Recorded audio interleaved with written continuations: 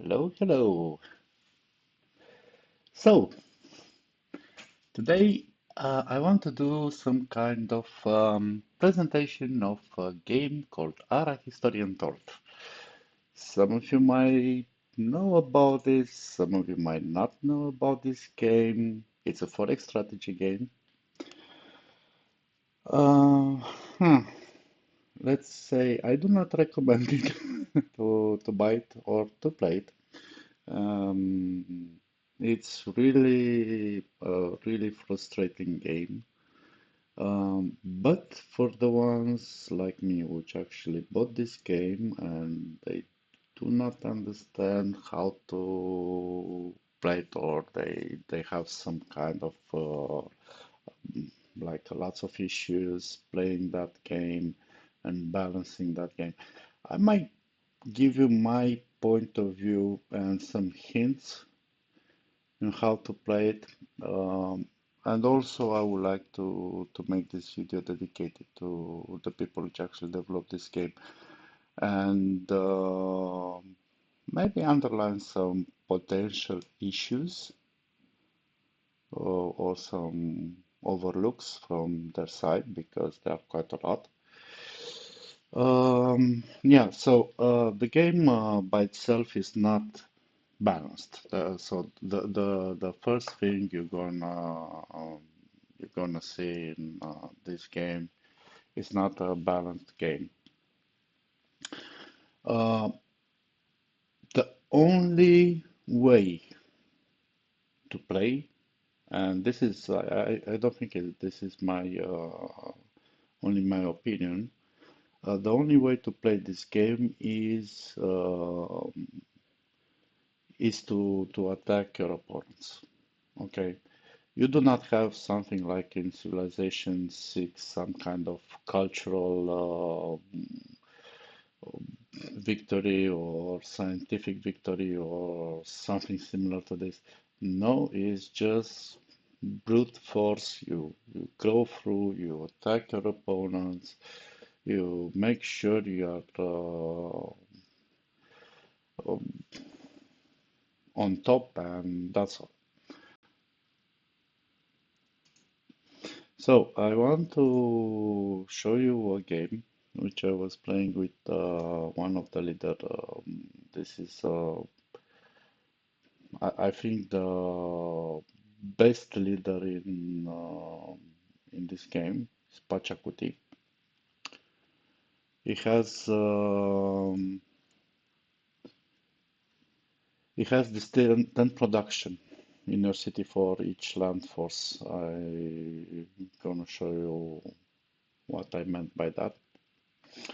And I think this is the only um, reliable, let's say, leader you can play. So Inca Empire as Pachacuti in order to get easygoing victory or something like that. By the way, the game is not on the hardest difficulty, so it's even is big count or something like that. Now this is my capital. This is Cusco.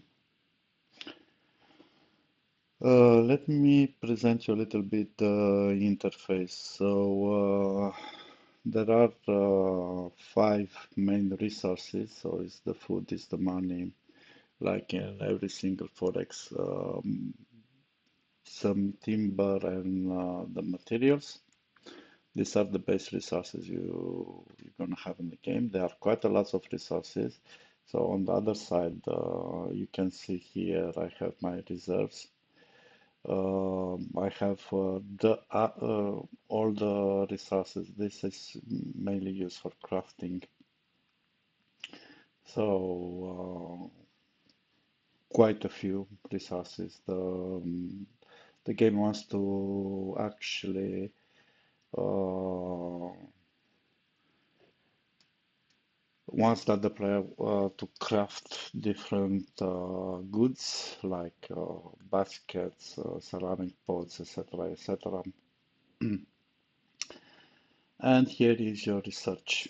Normally, I already conquered in this game two capitals, so I have quite a big research. The Cusco by itself has only 30, and for instance, the capital of already conquered Palmyra and Ethiopia, it's adding me another 30. The rest are literally like neglectable, you know. So I have 60 from this, and all the other cities, I have something like 21 or 22, I think 11 plus 10, 11, yeah, 22. Um, okay, so as in every 4x, few things actually matters. Only two things matters. First thing which actually matters is the uh, production. Okay, so in the first part of this video, we're gonna discuss a little bit about the production in ARA, because as you imagine, I said at the beginning of the video, it's quite very unbalanced and it's quite very annoying, and many it's actually counterintuitive where you should put certain buildings and why you should put it there and not in other parts. The game gives you no hint and doesn't help you in taking the good decision. By contrary, it's actually deceiving you quite a lot by its help and everything. So I gonna try to make this these things a little bit maybe more clearer. Next thing is the research. So as every 4x, you have two things which are important. Your capacity of building stuff, like troops, like buildings, upgrades, etc. And your capacity of advancing through the eras in order to obtain uh, better troops or better buildings in order to help your rolling ball. You know, it's simple like that. So two things are the most important. Secondary, of course, there come the resources you need to have in order to build stuff, etc., for maintenance and so on and so forth. So let's talk first about the production and research.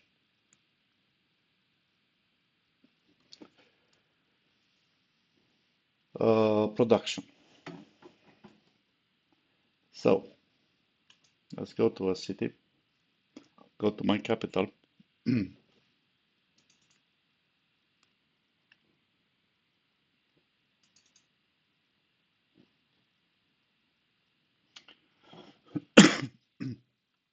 As you can see, I have a production of 61. Now, this is because actually I am with Pachacuti. Okay, it's not every single leader is gonna have this amount of production. 61 for ARA, production-wise, it's huge.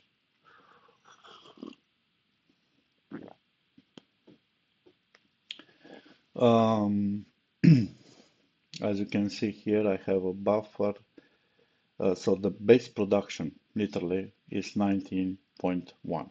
So I'm well under, I'm under 20, a little bit under 20. Okay. And I have,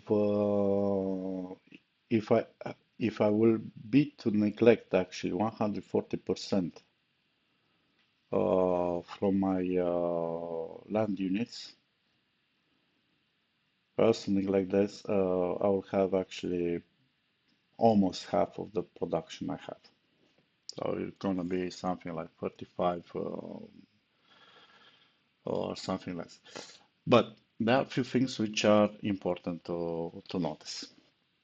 First of all, is the happiness. Happiness is giving me in this city something like 60% of the base city production. Okay,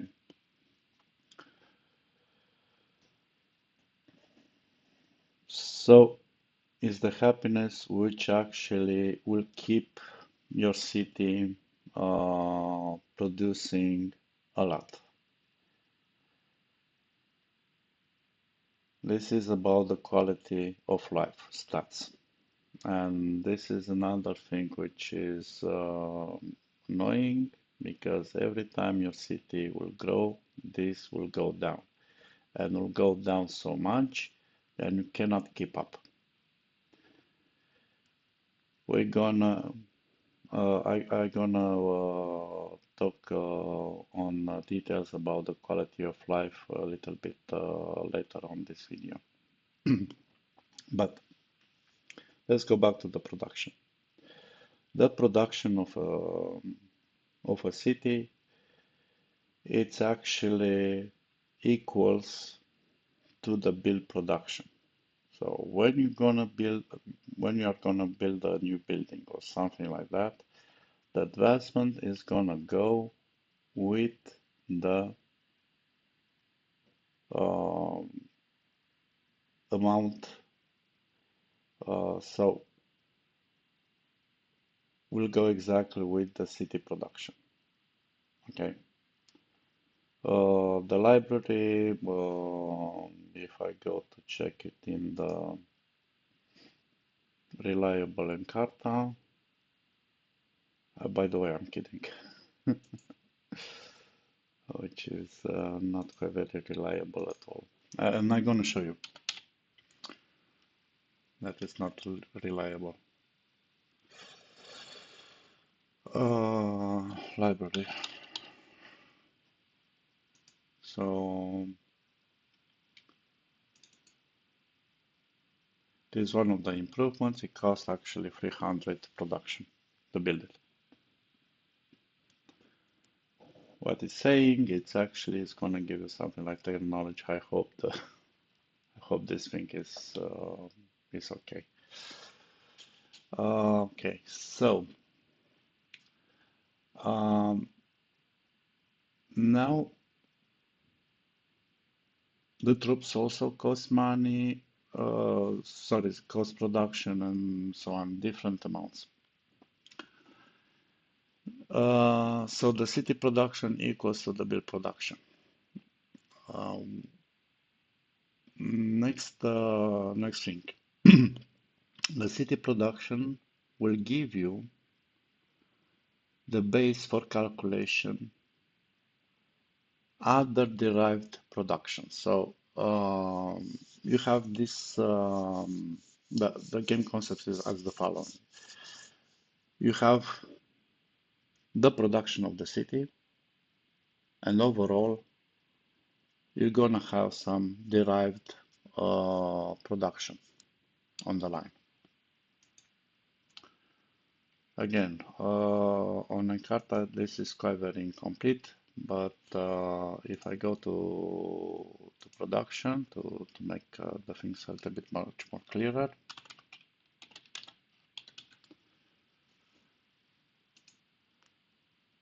as a key concept of production,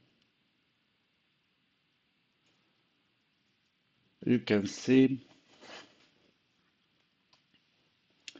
this is actually the derived production. So it's the build production, which is one-to-one with the city production. Craft production, we're going to see a little bit later, and harvest production. And there is a third one, which is not, by the way, mentioned, but is mentioned somewhere else, is called trade production. As I told you, the Encarta is not very reliable. It's missing stuff. It's not explaining almost anything, and so on and so forth. So it's a totally miss. It's almost useless. So remember this. We're gonna talk the most important: the build, the craft, and the harvest production in the following. Uh, Sorry about that.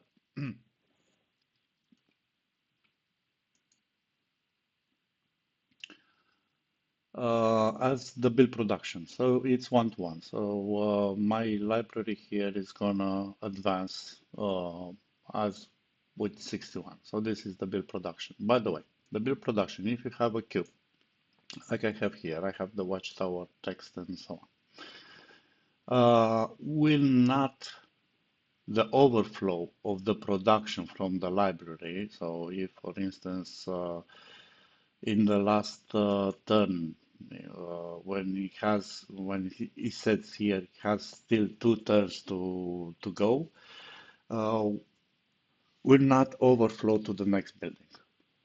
So it's better to buy the overflow in the when actually the building or whatever or the unit you want to build reach 2 more turns, because the overflow is not going to my watchtower. So you're gonna lose some production like this, and the production, as I told you, is quite very expensive. I'm gonna show you why. It's very hard to come around. Next one. We talk about the build production, which is quite very straightforward. Let's go to the harvesters. Now, there are 3 types of harvesters, which actually is going to produce you the resources. Let's say the basic resource is also the other one, because you're going to need to build some improvement. Like for bison, you're going to need to build um, what was the name? Hunting camps. For copper, you need to build mines or stone pits. Um, I think and for the grain, for instance, you need to build the farms and so on and so forth.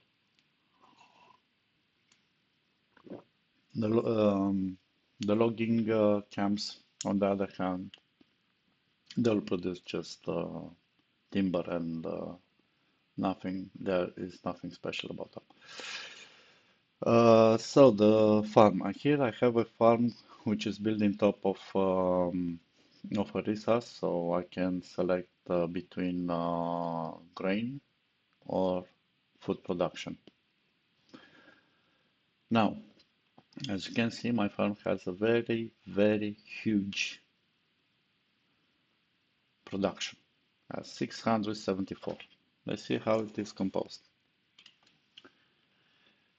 The farm is built up into a region which has four um, 4 yields of food. Okay, let's go a little bit back. So this is the farm. It has 4 yields of food. This is important to remember, because those yields, they're gonna give to your improvement to your farm, in our case, 400% in the case of farming. Okay, 100% for each of the yield. Okay, 100% for each of the yield. The formulation in the Encarta and the formulation in the tooltip everywhere else is not quite very, how to say, it's not quite very easy to follow. So this, without any supplies whatsoever, are gonna give me this 400%. The plow is gonna give it an extra 150%. Okay, so as you can see already, that plow is not so important compared. It's 1/3 of my base improvement. On the other hand, I have the granary. Again, in Carta, I'm gonna show you the explanation they have. Uh, the granary is gonna give you 50% for each yield, for each food yield. So it's a 4 food multiplied by 50%, you're gonna get to 200%, and you have the granary. Now, Pachacuti also have the traits of being an agrarian, which gives you a flat 100% for each farm. Not a big advantage on this one, so this type of being agrarian, of being, I don't know, what we're gonna see on the leaders, not such not such impressive skill to have. Great. Now,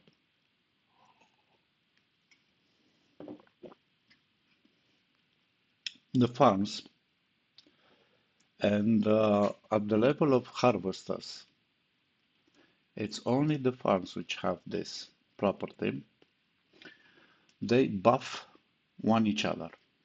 So in this region, I have two farms. They're gonna add to my production, to my city production, they're gonna add this 10, creating the subtotal of 71. So I have 61 production from my city. Okay, so I have this 61, which is added here. I have another plus 10 because I have two farms in the same region, and they give me this subtotal of 71, which is multiplied by all this percentage. So these are going to be the extras and everything. So 71, 71, 142, this one. The total of this is gonna be 674. All of it, okay? So 71, 71, 142, 390.5. I'm gonna have a waste, and this is the total. So literally, this one is producing 674 production. Why is this important? Because every time when I'm gonna create one unit of anything, so let's say for food, that's gonna cost me production. Okay, that's gonna cost me 15 production. Now, normally, this is gonna be 25. I'm gonna show you on the other farm. But being on this resource, on corn, this is gonna cost me only 15 to produce one food. So I can switch it and I obtain 44.9 per turn food. The other thing, the grains, are gonna cost me 125 production per unit. Okay, so this is how I obtain 5.4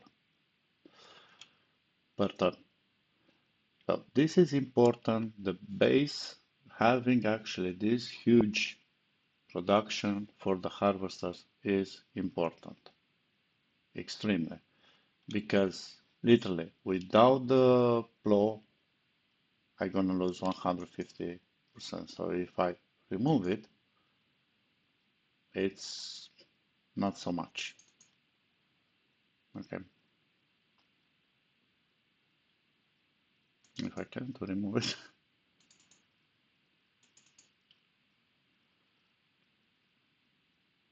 Come on, can do it. Great. As you can see, from 600 something, I end up with a little bit less. The granary will make sense to be built here because also it's gonna give me this 200 buff, 100% buff, and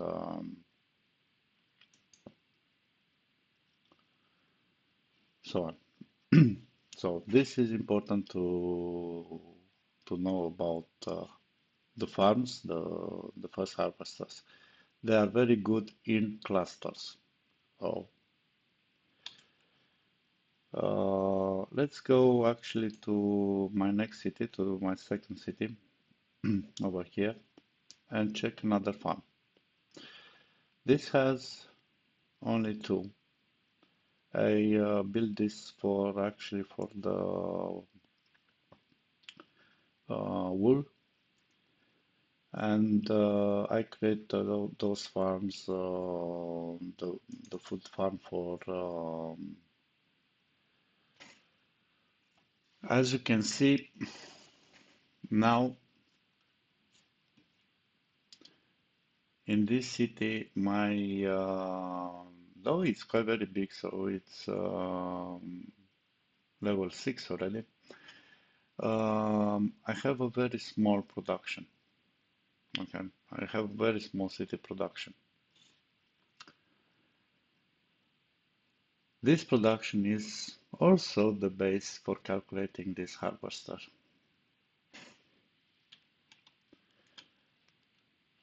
Though I have the full cluster having only farms, okay, this is gonna give me 34 the base. If you remember, on my capital I had something the base on 71 for my farm. So the production is not so great. It's only 187. And being a normal farm, actually the production requirement for one food is gonna be 25. You remember on the other one I have 15? Yeah, because it was in the corn resource. For the other one I also have 25. Okay, so this is how the farms are working. And I think in the secondary cities, they are the only, um, let's say, harvester which might make sense to build. And for this, let's pass to the next harvester, which is for timber, the camping log, the logging camp, sorry. The logging camp has the same approach as the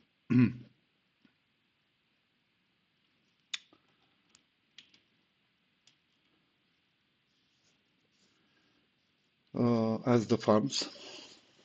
So they're gonna give you 100% of the yield, in this case of the timber. So my region has only 3 timber yields. So I'm gonna have only 300%, okay? I have some metal-based tool which actually gonna complement my production to another 100%. The same thing. It's starting from 61.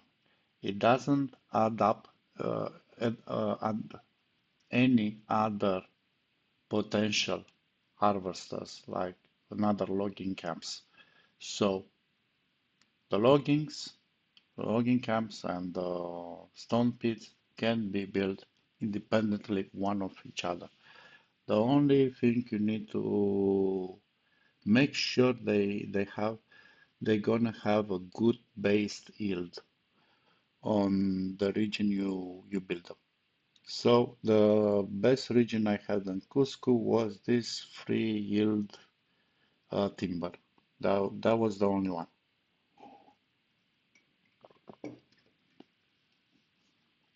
So the same, I think, is also 25, the production. So they're gonna divide the 305 and by 25, and I obtain per turn something like 12.2. By the way, for harvester, the production goes, and also for the crafter later on, goes from turn to turn. So you are not losing any production. This point 2 is not gonna be wasted,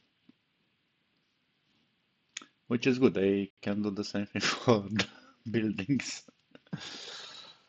uh, which is not done, by the way.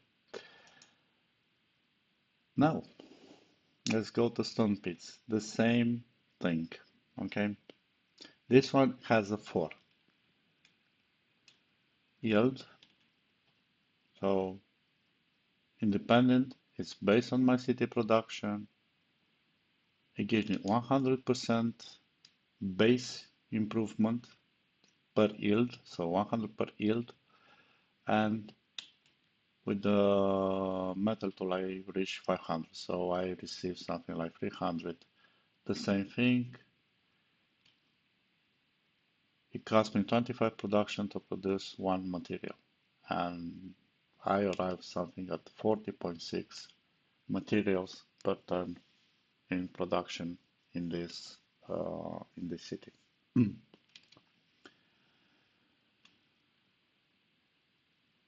Okay.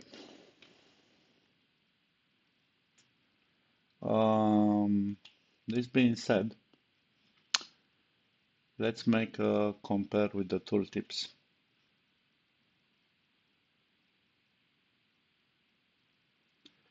What do you understand? 100% region raw material yield is added to the city harvest production.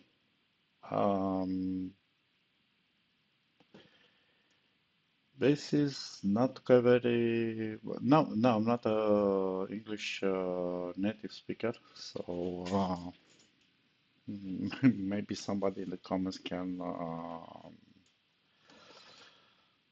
make sense of this. But how I will formulate it should be something like 100% uh, for each region raw material yield is added to the city, to the harvester. It has nothing to do with the city. It's only related to the harvester. Okay.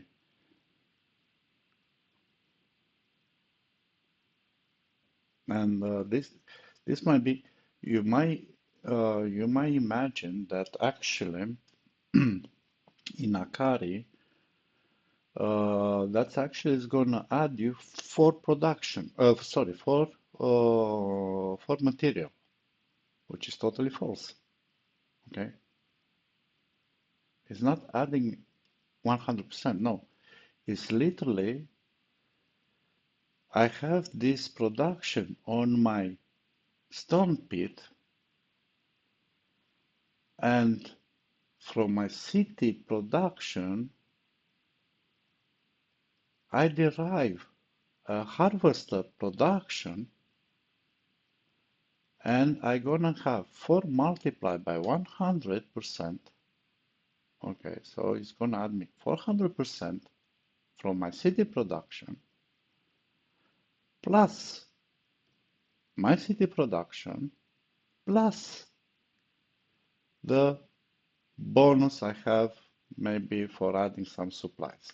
Okay, so the message is already unclear. What doesn't even mean? It doesn't add to the city something, it's adding actually to the harvester. So do not make any confusion about that. The harvester has a production. Higher the production, more units you're gonna produce. Lower the production on the harvester, lower the units. But the production of the harvester depends actually on the city production. Okay. So this tooltip, and actually it's also, I think, is the same in um, in the Encarta uh, doesn't give you a clear answer what would actually mean. Okay, how does it scale up? It doesn't tell you anything. Sorry. The same thing here for a farm. 100% of the region yield is applied towards harvest. It's a little bit much more cleaner. So it's a little bit different, the formulation. There should be something 100% of each region food, so per region food or something like that. 100% per region food. It's applied towards harvest production. And the harvest production is actually depending on the city, in the case of the farming, on the city and the number of farms you have it in the region. Okay, so should be a little bit different.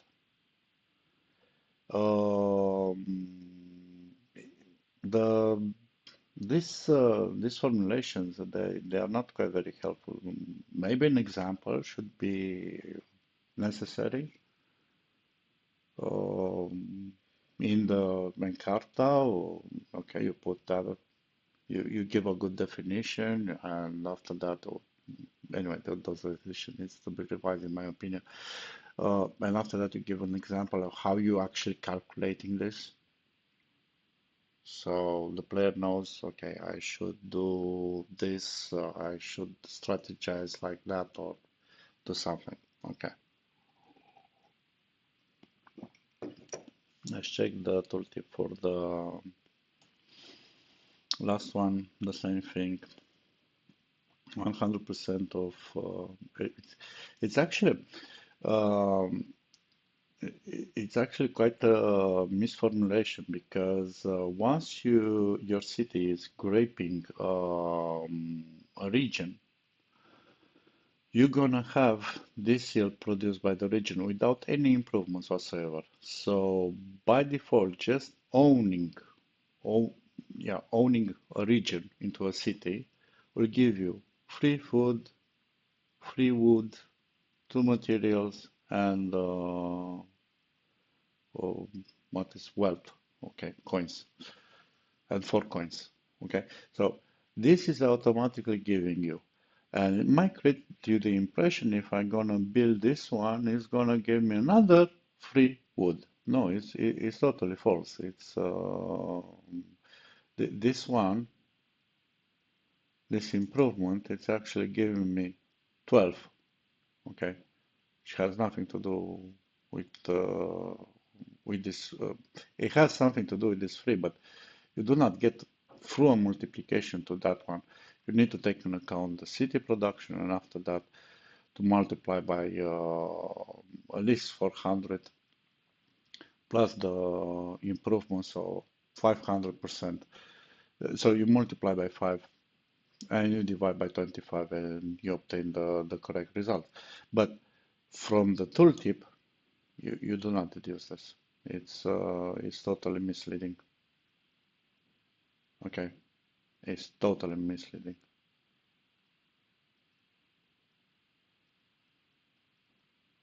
It literally has nothing to do.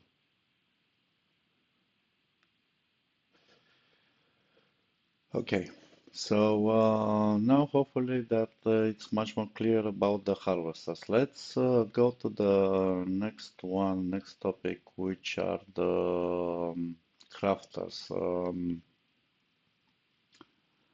Those buildings which are crafting things. Let's put it this way. And one of the first buildings you're gonna have is actually the Great Heart, which is also a crafter. Okay, so it's like the workshop, it's like the ceramic pot, I don't know, the bakery, granary, all those buildings are crafting different products. So you have these recipes. Now I would like to pay attention to something, and these are also having what is called crafting production. Now the crafting production is derived from, of course, the city production. And you added the multipliers. In my case, I'm gonna have a multipliers for using the iron tools, and I receive and also multiplier from my expert. So from the metal tools, I'm gonna receive something like 50%, and from my expert, I receive 115%. So the total amount is gonna be 61, the base, okay, my city production, the multiplied by 2, and those two added again, the city production plus the bonus production, which is the multiplier, is gonna go 183. Now, as a hint, now that I saw this one, sometimes the tools, the iron tools are not one of the best to put here. Maybe you can put a rope, is gonna give you also 50%. Okay, so it's not so advanced, it's much more easy to craft, and the metal tools you're gonna, um, I think they are costing, and plus of that, they have the same effect, so yeah. Uh, Make sure for the supplies you have the right supplies instead of having maybe a much more advanced supply. But what I want to talk about harvesters, they function a little bit different. So for instance, let's have the feast here, which I'm creating. As you can see, the cost of producing one feast is 250 production. You're gonna say, okay, fair enough. Literally, the production of your crafter now is covering almost all the cost of the production. Okay, should be okay. But imagine I had only 30, and that number will be very low. Now here it comes the accelerators. This total is 125. So if I had to use all the accelerators in this crafter for this recipe, I will have 125 production, like uh, instantly. Okay, which is gonna represent half of the production of a feast by itself. So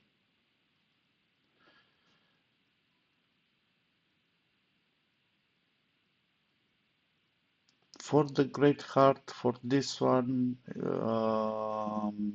especially the example might not be so well. Okay, and let me show you, for instance, the trade. The trade is also some kind of a crafter. It can produce trade goods. Now, I'm in a very high yield city. I'm 61. The trade goods are costing 1,000 production, which is a little bit quite very expensive, let's say. Now, 61 represent 6% of the production of this recipe. 6%. If I have no accelerators, like in this case, I almost barely make uh, one trade goods every, I don't know how many tons. I never, items per ton is 0.0, I don't know. So it's quite very low. Okay. So without using any accelerator, this is going to be. But if you look up attentive, a little bit to the accelerators, they normally will give me 350. Okay. All of a sudden, that's going to be 35 per ton, 35% of the price of my recipe. 35% only from the uh, only from the accelerator. Okay. Which is going to be added to this 61, which is neglectable, and you're gonna be able to make every 3 turns a new trade good. Okay.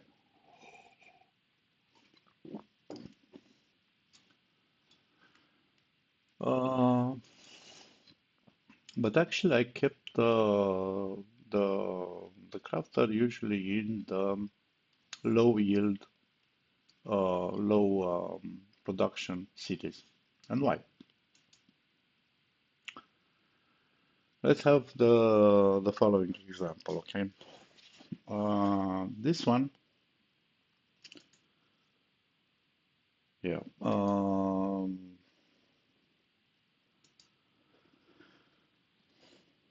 Can have 28. Now, for baskets, the cost of the production of just a basket is 350.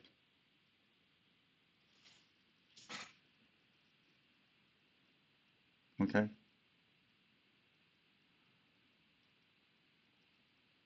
The accelerators by itself, if I'm gonna use all of them, I'm gonna already produce over one basket per ton. So this 28 doesn't matter, literally. Same case with the wheel. Okay. The wheel is costing to produce 150. The accelerator is 125.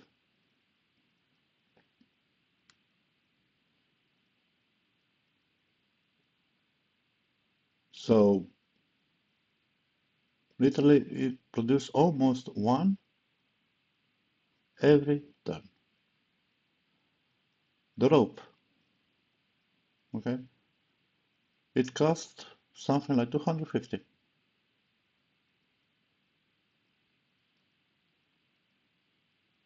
It produces quite a lot.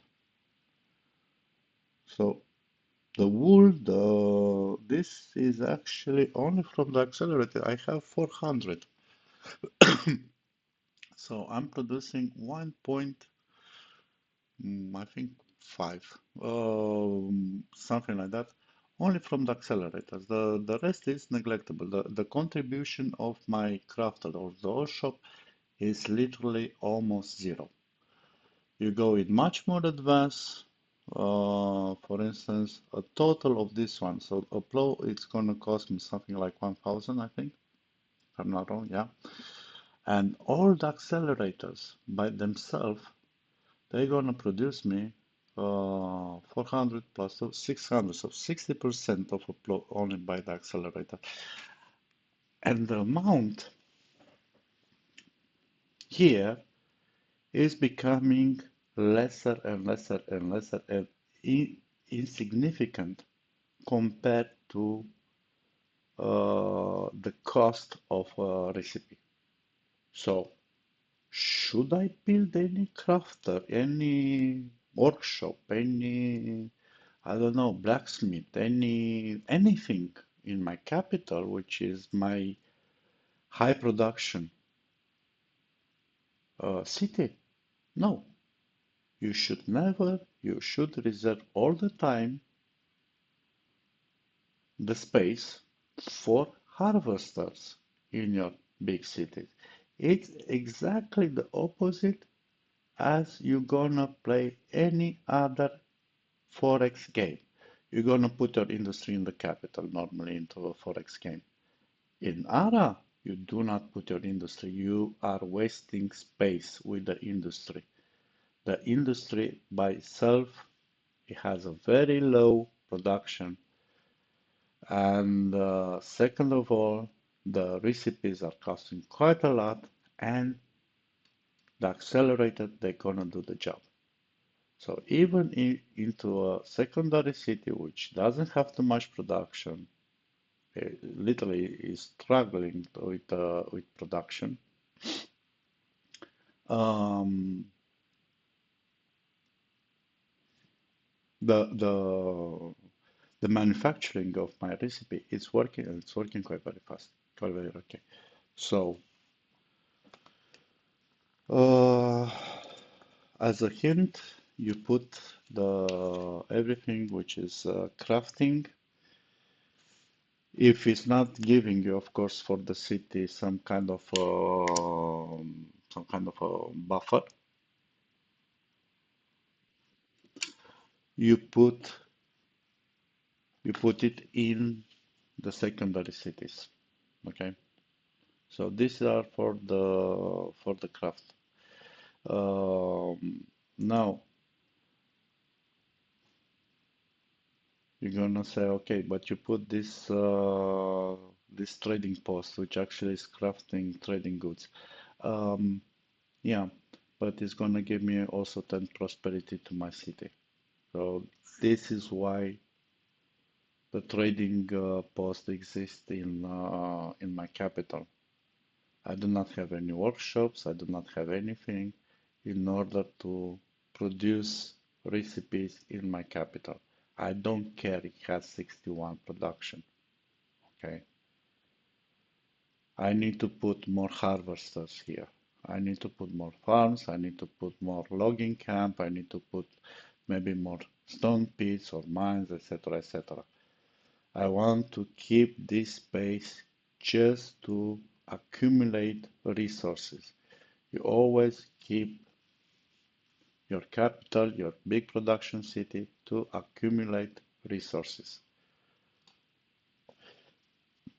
Rule of thumb. Totally against the Forex game. Totally agree with you. But do it like this and you're gonna be happy. Um, Another thing so now that I hopefully explained quite a bit um, related to crafting, and I think now it's clear. Let's pass to the quality of life stats.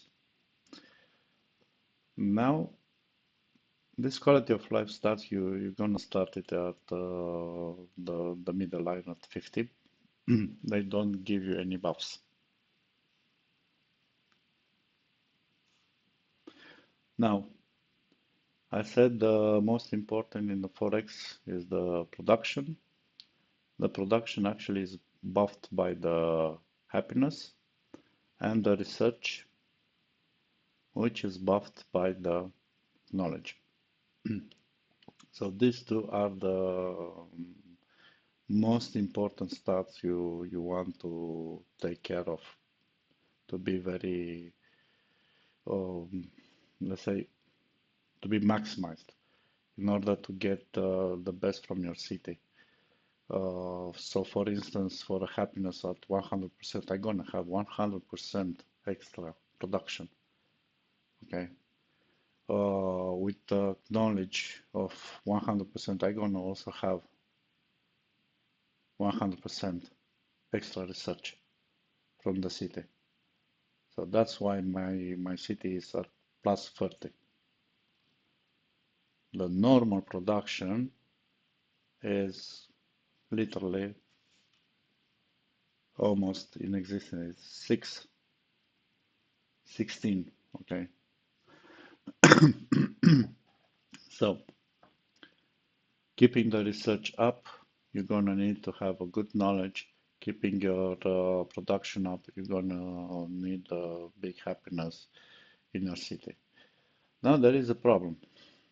You want to say, okay, expansion of a city, they're gonna give you a debuff. And for instance, my capital is a city tier level 6. And it said that in 19 turns it's gonna turn level 7. Okay, tier 7. Now, let's look up to the most important thing. How much I gonna gain from my city growing, actually. From research, I gonna gain from 5 to 6, so I gonna gain exactly one research. Production, I gonna gain one production. Okay, that's all. Literally, that's all. On the other hand, you have in the quality of life a debuff of -5 for all the stats. Okay, so all these stats they're gonna go -5 in my city. So for instance, my quality of life, once this will go down to 70 something, and instead of having 60% of my city production, I'm gonna have only 40% of my city production. Now, my base city production in this case is 6 plus 3 because I have the baskets plus 10. Okay, so 19. And I'm gonna lose from this 19, I'm gonna lose just by going to the next year, I'm gonna lose 20%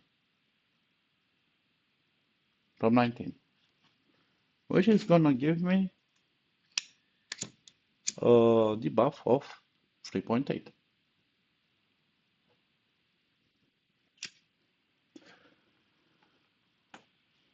Okay, so plus 1 production, I'm gonna lose 3.8 production, literally. So something like 3 production, my city, my city is gonna lose 3 production just because I'm moving to upper tier. The same is gonna apply for my research. Okay. Now, no, because I'm gonna have only 90 something. But anyway, I do not have any other buffers to put. I do not gain any amenities to say, okay, you have a debuff of 5 for each, and you can add an amenity which can actually, well, if you balance it correctly, can uh, can be better in upgrading your city or keeping your city as the same quality as before. No. And another thing which is important to know, the majority of the amenities, like for instance jewelry in this case, they usually add only 25 stats. Now, okay, 20, 25. 10 plus 15 is 25 stats. Now, in one debuff of -5 for each of these is gonna cost you -30. So you see the math doesn't match too well. So if you grow your city very fast, literally,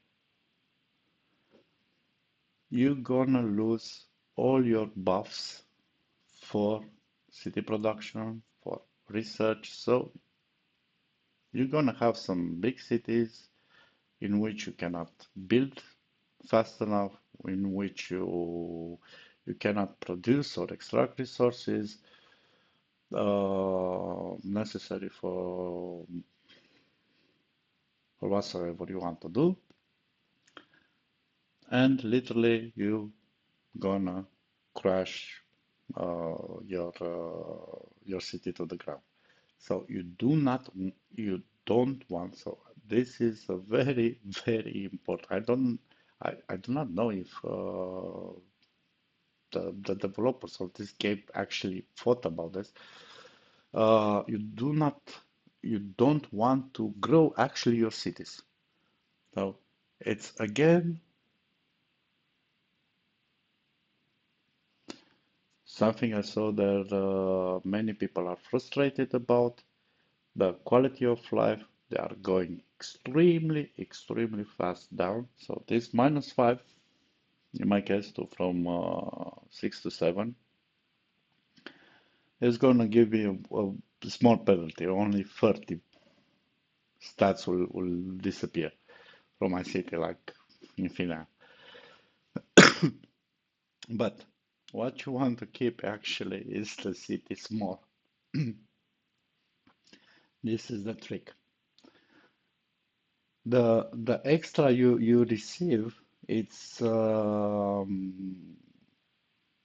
doesn't even make sense to increase more your city. So maybe keeping and I'm in the antiquity, maybe keeping your city at level 6, level 8. So you are making only with dwelling in the cities and not in the center city.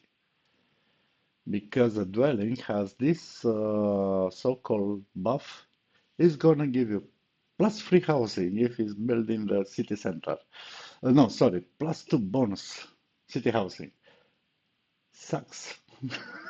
That thing actually you want to avoid to have too much housing because your city can grow further and further and further.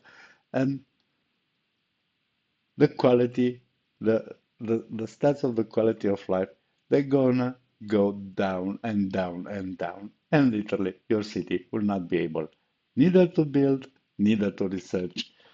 So you're gonna get extremely frustrated. So some of these buffs are literally something you want to avoid. And by the way, this is for the developers of this game because I got also frustrated a little bit. Let's put it politely. Yeah, the quality of life it's one of the things which are creating on this game this huge unbalance. But there are also many others. So, um, level of crafting, guys, honestly. Um,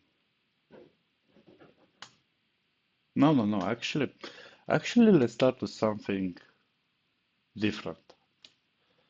Let's pick up the most important and which I think is the most important, is to explain to the player how he should actually play this game. Yeah, let's open the Encarta. Okay, this is theoretically the help of the game. This is where people like me, the idiots, are coming and require some information. And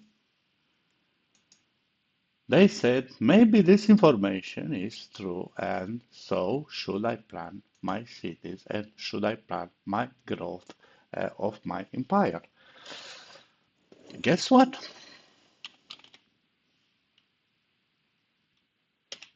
Guess what? Let's go to the Great Hut because this is the first building you actually you're gonna have in your empire. This is your capital. This is one per capital. You cannot build these buildings. And Ching Ching has a very, very, very, very, very accurate, let's put it this way, explanation. It's gonna give you 5 city housing. That one is true. 100% strength. That one is true. It's providing plus 60 research. Seriously? Honestly? This one? No. It's actually providing plus 8. No, plus 5, sorry. Plus 5 research. Okay. It's providing 25 city plus. No, no, no, no. Again, no, no, no. It's only 8. 8, 8, 8, 8. I do not remember about the city girl. Now let's go back to the game and see what actually this city hut is providing.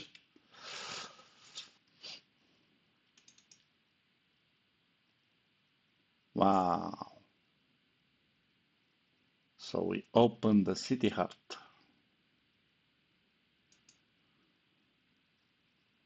Yeah, actually I have the modifiers. 1 second. I forgot about that one.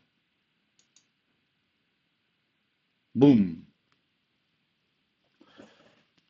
Hmm. It's providing 10 city production. Why? Because I have an expert. Without this expert, it's actually gonna provide me only with 8 city production. I do not remember. I think it was 25 in the documentation. Yeah.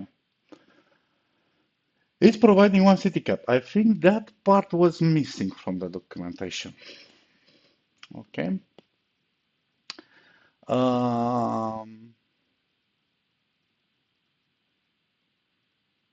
hmm, that one also. Plus free city knowledge. Oh, that I think is because of the supplies. Yes. I have free city knowledge, 10 city happiness. So forget about this one and this one. But this is actually what is providing. It's providing 5 research, 8 city production, and that's all. And because I have the expert, it's gonna go to 10 production, 10 research, and 150 craft production at this improvement. But normally it provides this one, which is in red. Okay. Plus it also provides some outputs in the yields. 10. And if I go back to Encarta,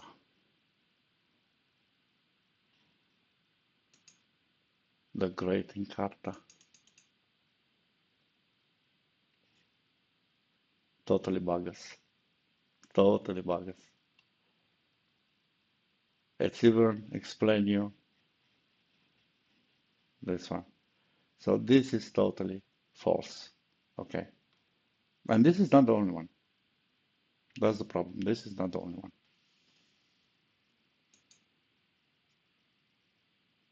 This is not the only one. Almost, uh, it's not going to be fair to say almost everything, but quite quite sufficient of these tooltips, and they're gonna give you some false information, and you should not trust them. Yep, which is, my dear developers, quite biggie for a forex. Every single player is gonna be happy reading your tooltips, and they're gonna say, may, I was expecting to have the different one, but quite very strange. Let's check the tooltip for the stone pits.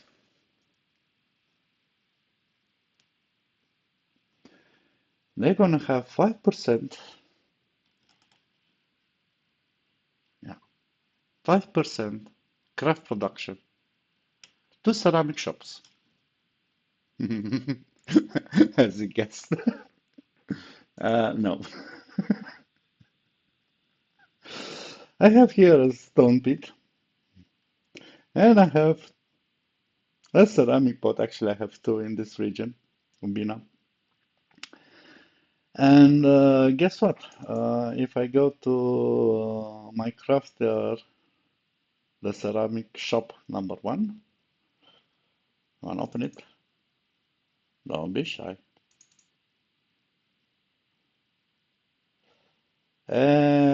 See here, I have 33 production. How would be this possible? Hmm, the stone pit should give me 5%. Now, 5% from 14 is not 5, not according to any math.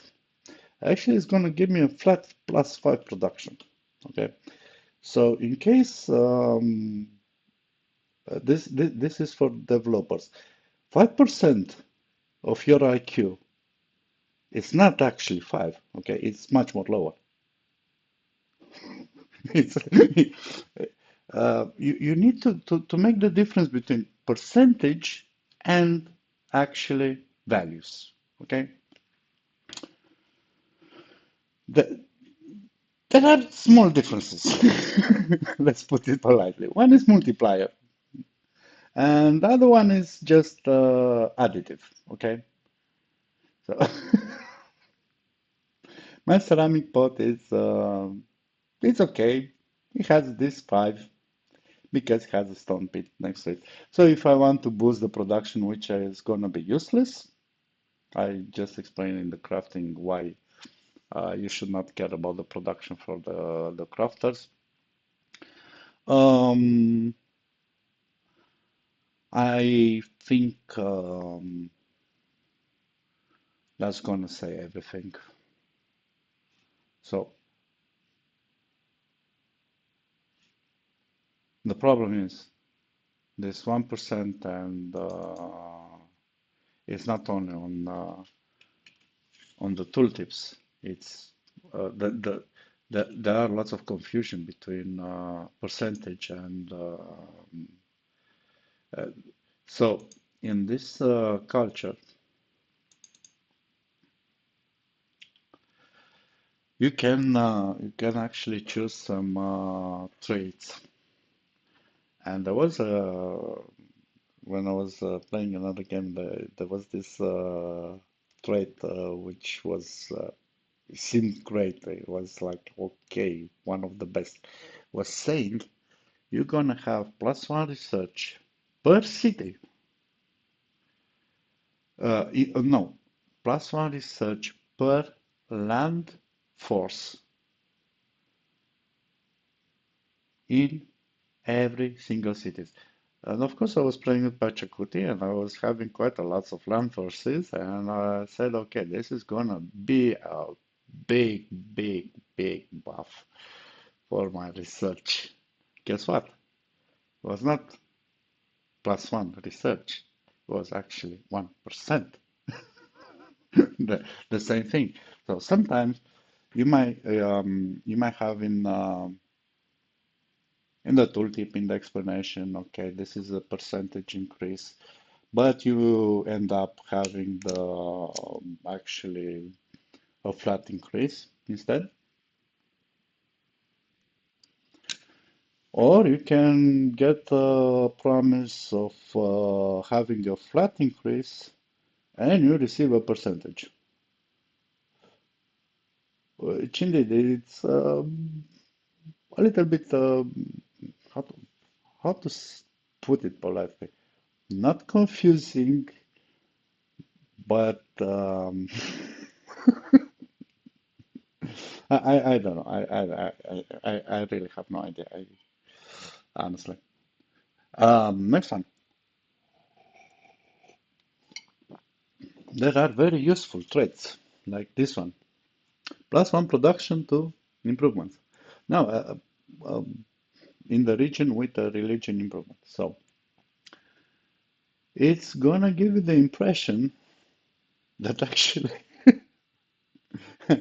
and this is quite very funny. I think I showed you what meant production. Okay, so on my hours I had something like 600 something. Um, what is going to be plus one to 600? I don't know, honestly. For the anything which is a crafter, which is crafting recipes or is producing anything, is producing goods like ceramic pots, like workshop, the crafting production even doesn't matter.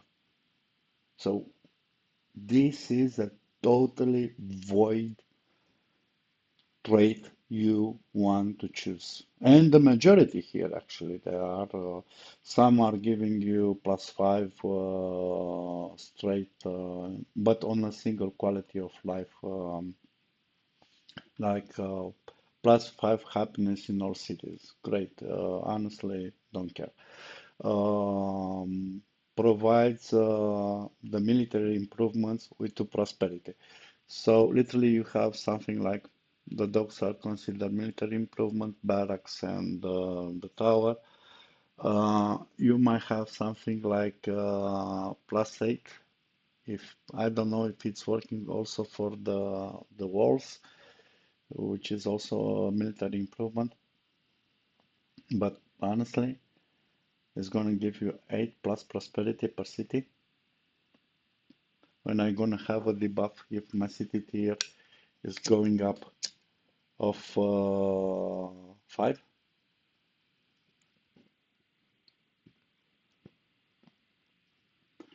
And this is not a very important thing to build, actually. At least if you are getting attacked by the AI or by your opponents. I mean the military improvements. They're not producing anything. Um, they might give you some buffs for some research. Actually, I think for the school, but I do not trust those buffs.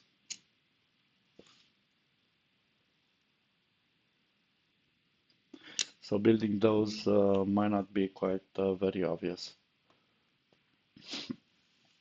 into a city. Though I built quite a lot, so in this one, in I built almost all of it. But anyway, the game is totally unbalanced. It's a mess from this perspective. So my 2 cents now, how you should actually balance this game. First and foremost, the most annoying thing for, I think, the majority which played ARA, remove this debuff from the quality of life stats. It's putting minus 30 in total, minus 30 per city tier, and you have nothing to gain. This is gonna be the first hint for a player. Do not increase your city tier. Okay, this is literally a killer. Second of all, um, I I have no idea if usually in the real life people are building the industry in the small cities instead of the capital, but usually it's the vice versa. People are building the industry or the crafters in your case in the capital because it has the biggest production. So for every single crafter, let's open one. Make this thing counts actually. This is nothing. This is literally a joke. Okay. Make the accelerator not to give you actually production, to give you a boost. So this will matter. For instance, if I put these decorative vases, I can see the cost of producing one is 500, okay. My 33 here is nothing. It's a joke from this 500. It's 5% or less. No, it's more than 5%, but still. So if I just put accelerators here, it will not even matter how much I'm producing. Even in my big city, in where I have 100 something, okay, I'm just pushing a little bit from this 300 which actually are the accelerator. 300 production compared to, I don't know guys. So make this instead percentage, balance the cost in production of these goods and make this count. So if I have a very huge a city with a big production, it makes sense to put the industry in that city, not somewhere in the space I don't care too much. Okay, it's gonna be produced anyway. It doesn't make no sense from this perspective. It's literally a joke. A joke. Harvesters. You are forced by ARA to put the harvesters, the literally the gathering industry. So when you are playing a forex game, usually you are pushing some extra cities in order to acquire new resources, but usually are the resources you are interested in. Okay.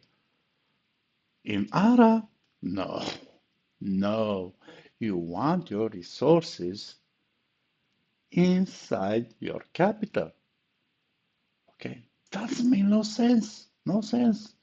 It's like, I like to have the village in my capital.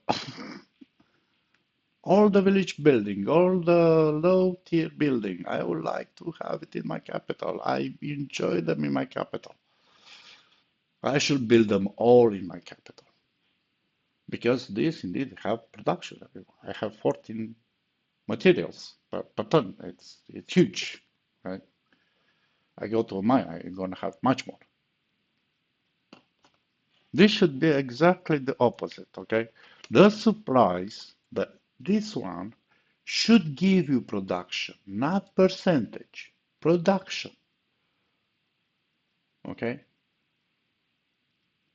So I'm gonna have the city, okay, plus I have here a huge amount of production. So it doesn't matter in which city I'm putting mines and which city I'm putting.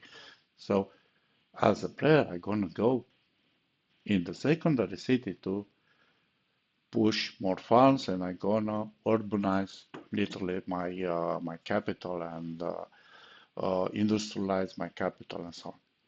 So the game itself is literally forcing you to to to do something usually you're not doing in a forex game. Normally, your capital becomes the first to have industries, to no, in ARA, it's exactly the opposite. The capital should gather resources and the other city should produce the goods. It's stupid.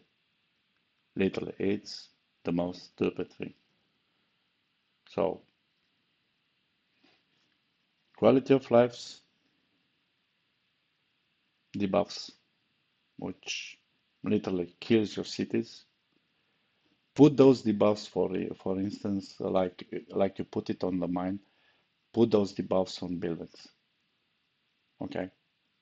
It doesn't make no sense to for one production and one research to lose actually production overall in my city and research. I will not grow my city in this case. I'll be stupid to grow my city.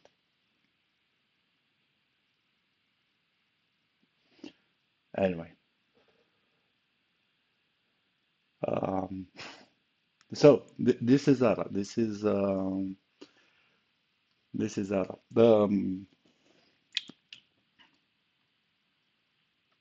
I would like to touch on the secondary. It's literally from game perspective that even doesn't matter.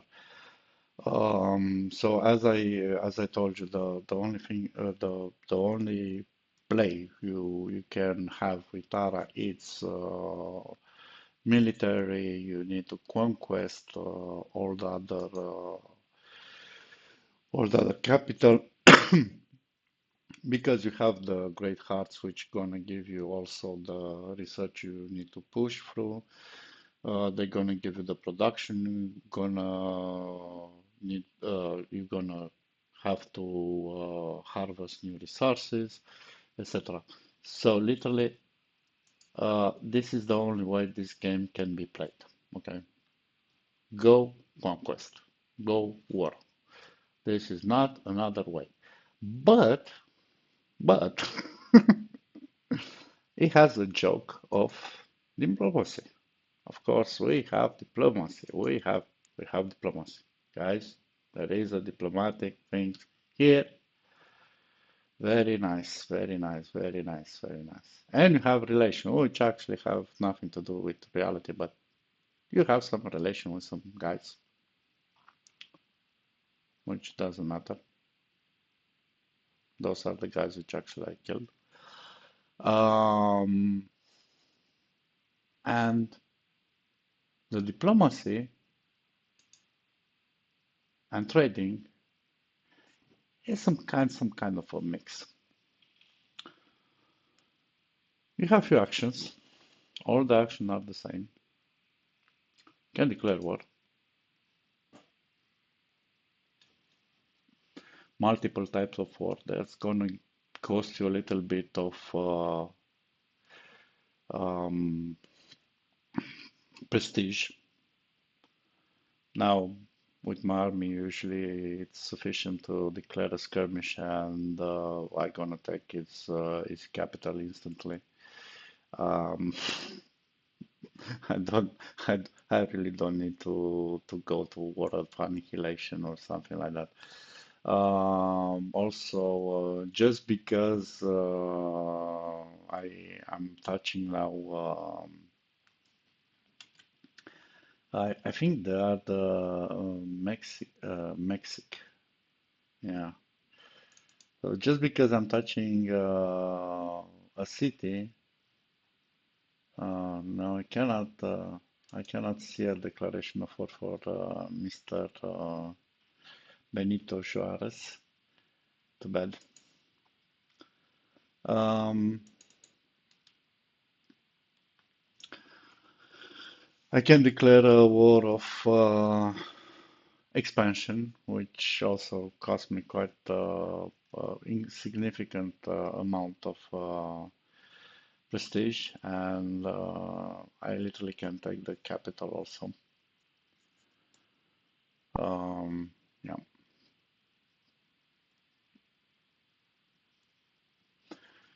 but for the other two, I just declared in order to take all of their city, and actually the Zenobia had something like 4 cities. I actually declared a skirmish of 25 turns and they were gone. They were gone, literally. So let's go back to the diplomacy. The diplomacy action, they are quite very limited. So you can propose an alliance, you can propose a research agreement. I don't know. I do not even have no idea what those advantages can be. Also, you can have a trade agreement, and you're going to say, okay, can do trading, you can do some exchange, which might help you because there are few um, uh, let's say leaders which are inclined to give you some um, to play a little bit much more economic. So trade is a quite very important part of the economy. Now, if I want to do some trading, the, Jesus Christ, that's gonna be funny. If I want to exchange a resource, so every single thing this player is gonna produce or has access to, you're gonna find it here. Okay. For for a resource, like let's say for instance copper in my case, the production is 1/4. Okay, for every single resource. It doesn't matter of the cost of the resource. Because um, I think I will go a little bit back. The resources have different costs depending on the resources. But to do the trading, the cost actually is the same. If you're not literally connected by road, but I am connected with roads with the Egypt, you're gonna have 1/7, so one resource every 7 turns. And for the goods, it's gonna be the cost production of this good divided by 50. So you can consider some kind of trade production as 50 per turn, but it doesn't make no sense whatsoever. So the trade production is not even mentioned. It's not even mentioned, and I'm gonna show you. It's not even mentioned in the uh, wiki or whatever in Carta of the game, but it's mentioned in for certain leaders. So, for instance, this one is now being connected by roads is going to be a double, so I think it's going to be like 100. If I remember correctly, this one was 150 production, so if I'm choosing it, I should have one every 2 turns. Okay. If I'm choosing, for instance, something like this one had 1000 production, it's one every 10 turns, and so on and so forth. So depends on the production, you divide it by 50, and you're gonna have this kind of amount. I think I'm not pretty sure about this formula. It's I search trade production. I never found neither in the internet in the help of the game. It's not even mentioned. So the trade is some kind of nebula from this perspective. It's not even explained. This is how well uh, this trading is going, and there are quite a few leaders which are based on trading and merchant and so on. Okay, diplomacy. So literally, it's almost zero. You have no advantage, and playing a diplomatic game and a trading game, it's literally useless. This is my opinion, at least. I don't think you're gonna get any advantages by playing like this. You're not gonna give too much. You're not gonna have too much research. You're gonna stay behind. You're not going to have sufficient accelerators for producing new goods, etc. So what I meant by I do not know about resources. For instance, the flowers here actually are costing me 150 in this case, and you might have different production costs for the same resource depending on the resource. So, for instance, if I was producing grains from the wet, the cost of producing 1 unit of grain is going to be 100. But just because I'm producing grains from the corn, let me show you. The cost of 1 unit of grain is gonna be 125 production. Okay, so this production is actually differ per resource and depends also from where you are producing this. So let me show you. I think it's in the other city. Yes, it's in this city. Let me show you the cost of producing flowers.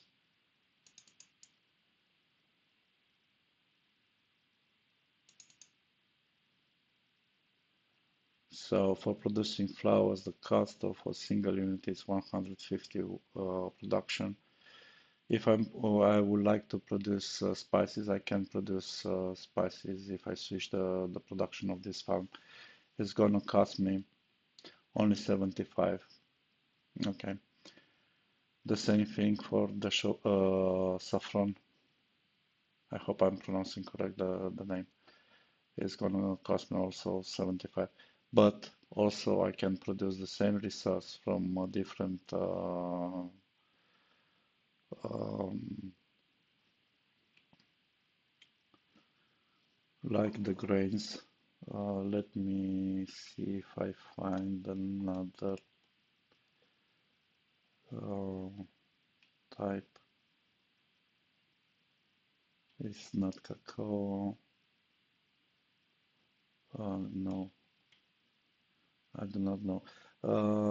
If I have it here, but spices you can produce from multiple resources usually. Oh yeah,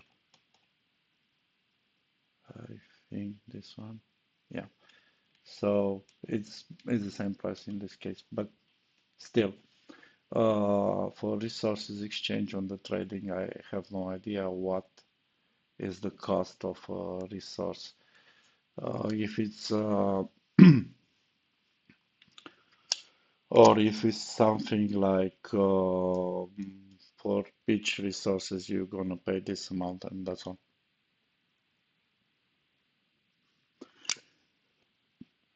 It doesn't even make sense because at the beginning of a trade you have one every 7 turns you're gonna receive one resource.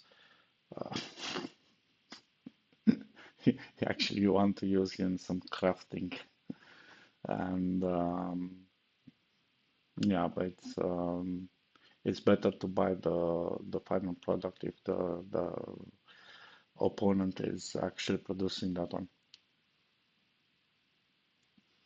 So the trading is totally a joke, and we trading the diplomacy because on the diplomacy you have very few actions possible, and yeah, usually usually the AI is giving you bribe to attack some others opponents, which you should not follow, etc., etc. Yeah. Um, so we finish with the diplomacy. We finish with the trading, we discuss crafting. Oh, there is another new concept. There is a new concept which is called paragons. It's those gurus, and they can produce masterpieces. Actually, I produce on this game few masterpieces. These are the paragons. So they can. There are few classes of paragons. They are literally they are not. It's if you played actually Civ 6, you had at a given moment the possibility of choosing great people. So, on the same idea, these are functioning, but a little bit different. So, usually they have a class, they have nothing special.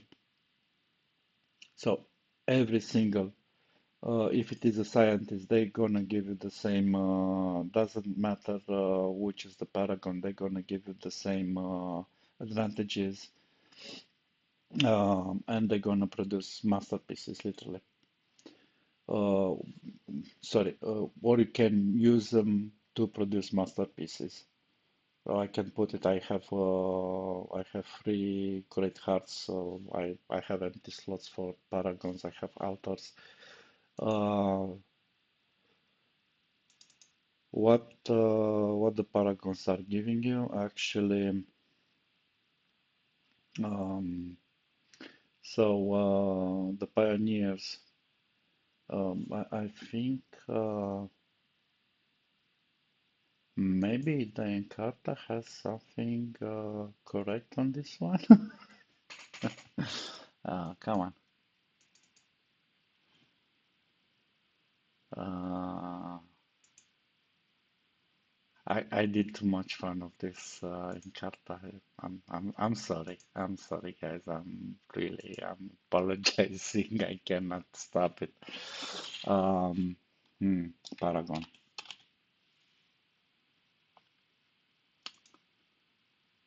Paragons.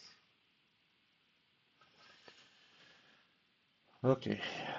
They, yeah, so the activist is gonna give you something free to all quality of life. But actually, ah, yeah. So if they are acting as a chief advisor, they're gonna give you this. Plus free to all quality of life stats in all cities. Oh, which is great. Imagine you have a debuff for a city tier of 5, but this guy is gonna give you free, so can be happy with that. The artist is gonna give you 25 production. This one at least is a little bit better, okay? And build production or city, and even one is useful, okay? So the artist and maybe the engineer might be useful. Entrepreneur, totally useless. It's gonna give you 5 well per turn. No, let's be serious. Let's be serious. I'm producing much more wealth than this guy. The musician, +5 happiness and +5 prosperity. Hmm. But you're gonna need to have a cultural improvement on that one. By the way, the cultural improvement I think is quite late. It's not in the early game. You do not have any cultural improvement in the early games.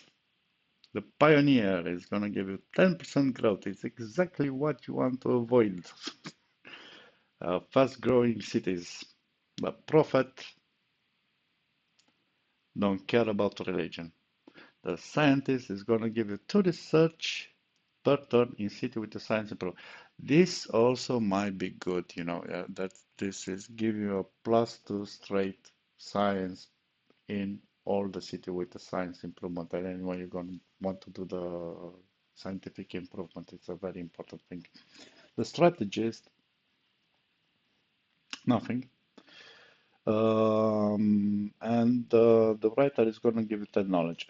This might be helpful, for instance, in early game to rise a little bit to gain a 20+% on research.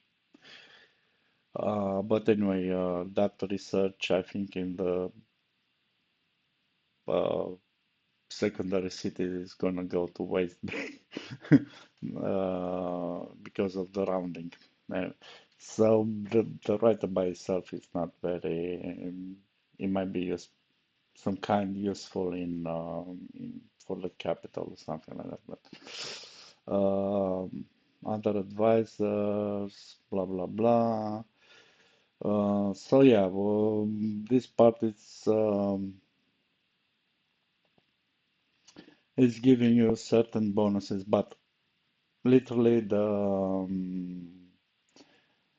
it doesn't matter. So it's not like in Civ 6 to have specific and uh,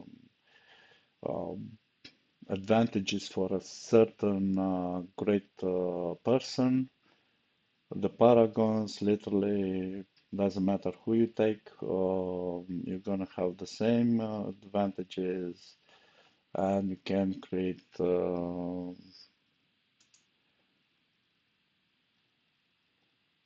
masterpieces, which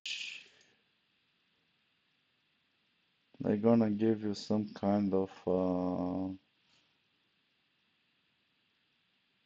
prestige, hopefully. Now the prestige is the key because the prestige will keep you in top. Now I'm quite very high on prestige with Pachacuti. If I go here, I'm literally double. Uh, mm, mm, I think a little bit more than double from the next one. And yeah, um, do I have something like Tehera? No, production.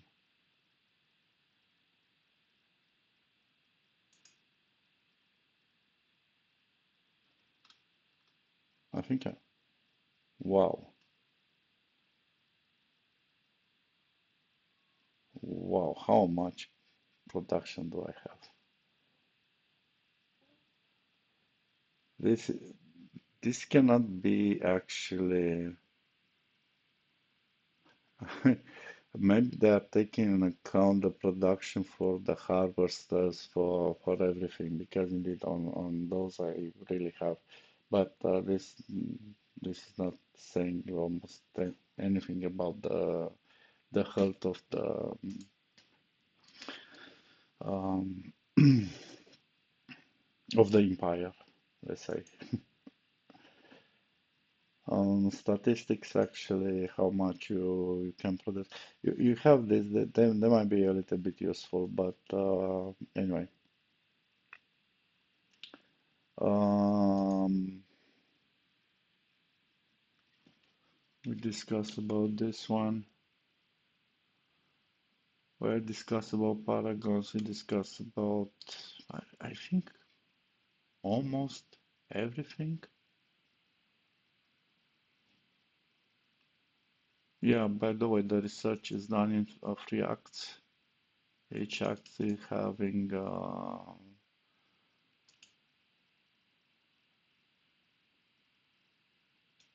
no,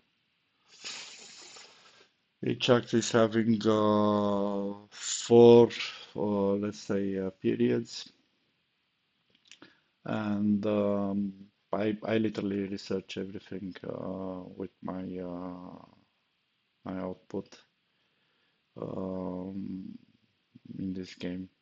So I was the first on the Iron Age. I don't think I was the first on the Bronze Age because I had actually the Pioneer as my domestic advisor. I didn't have the Scientist as my domestic advisor. So as you know, the Scientist as a domestic advisor gives you +5 on research, and at the beginning of the game you do not have too much research. You're gonna have one from the city tier and +5 from the Great Heart, so that's gonna make you something like 6 research per turn.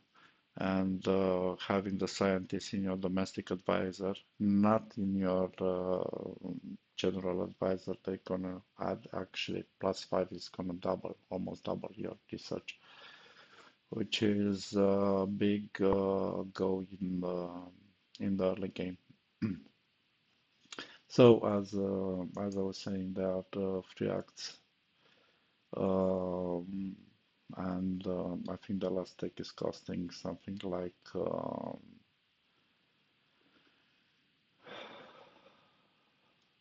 Singularity 11,000.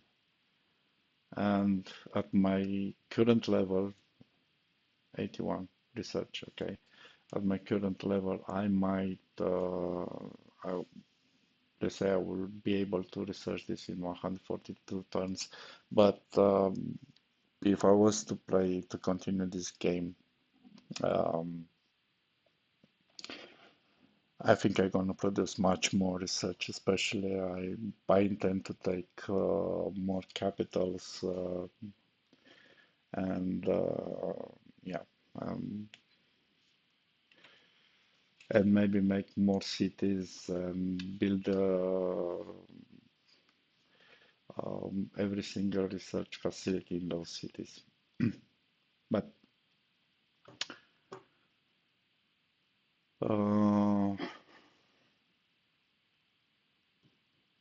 so the issue we discussed, the balancing of the game. So as I was uh, telling us to just to make some some conclusion from the gameplay. The game is totally unbalanced.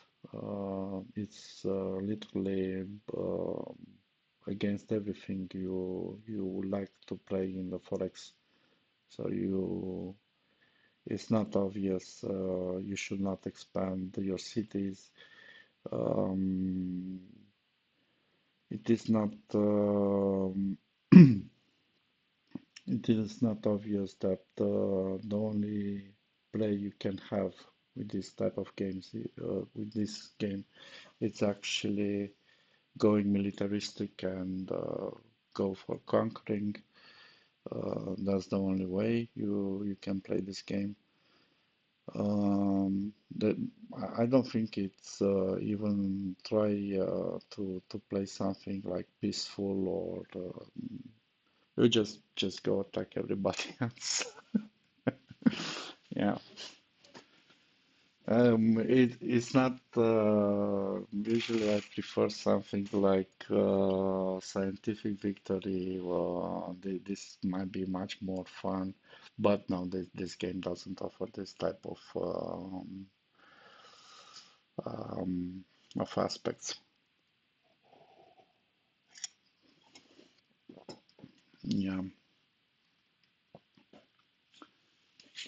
it's so. Yeah, another point is very important. Hmm. I cannot forget about this one. No, every single building, the it's up. Doesn't matter which one. So every single crafter is gonna give you some kind of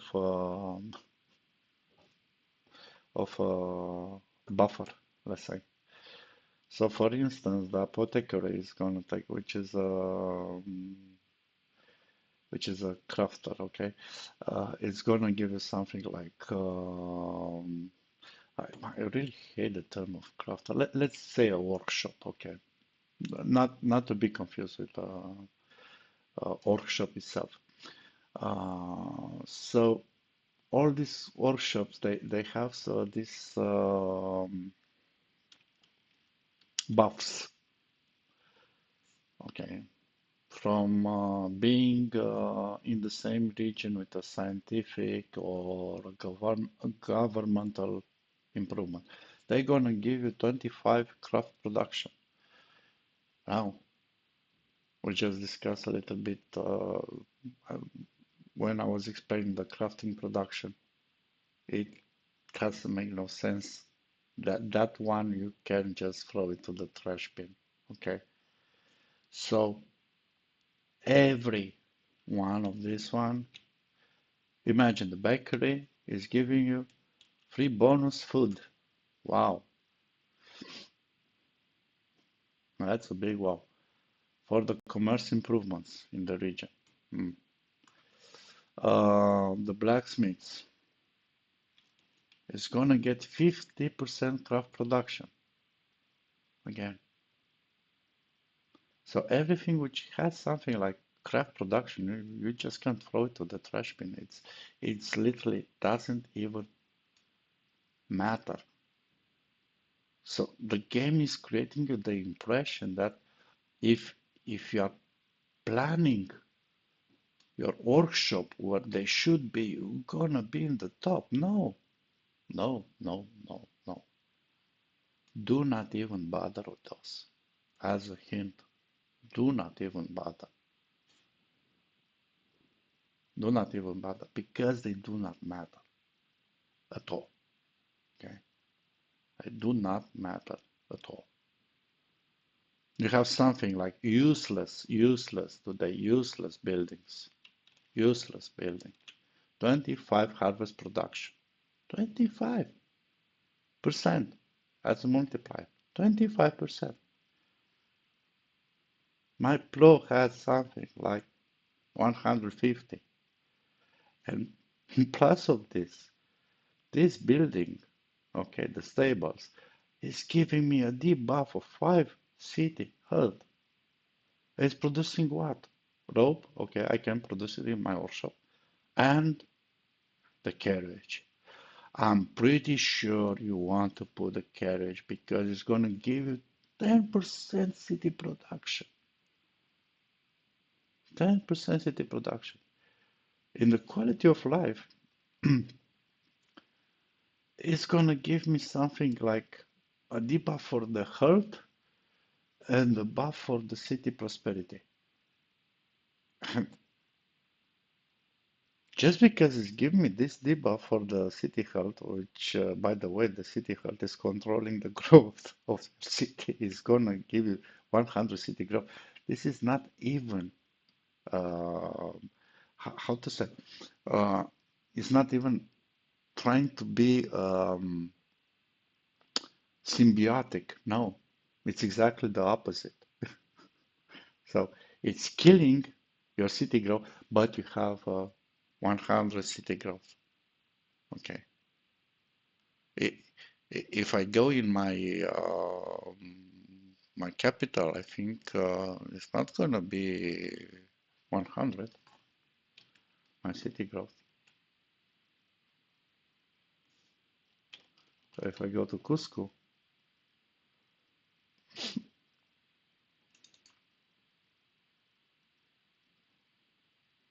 it's 200 something. Okay. Now imagine I have a -5, so hmm, hmm,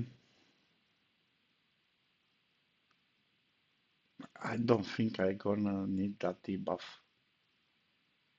And it's gonna give me some prosperity, so I gonna have 10 quality of life. So that one, for instance, is a useless example of a useless building today. Useless, totally useless. It was a good building in the first version. Now it's a totally useless building. The tannery, yes.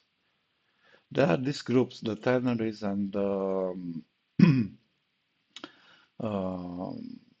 and the pits, which actually they improve the crafting production of each other. So you like to put all the tanneries into one region and all your fermenting pits in one region because they are actually giving you this buffer in the craft production.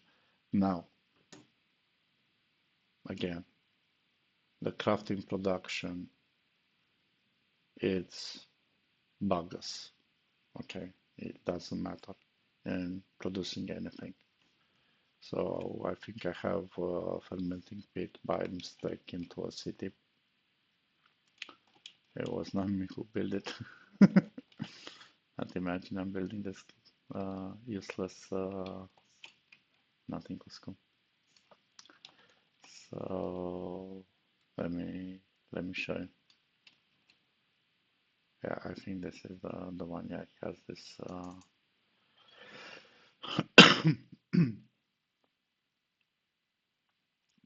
Sorry.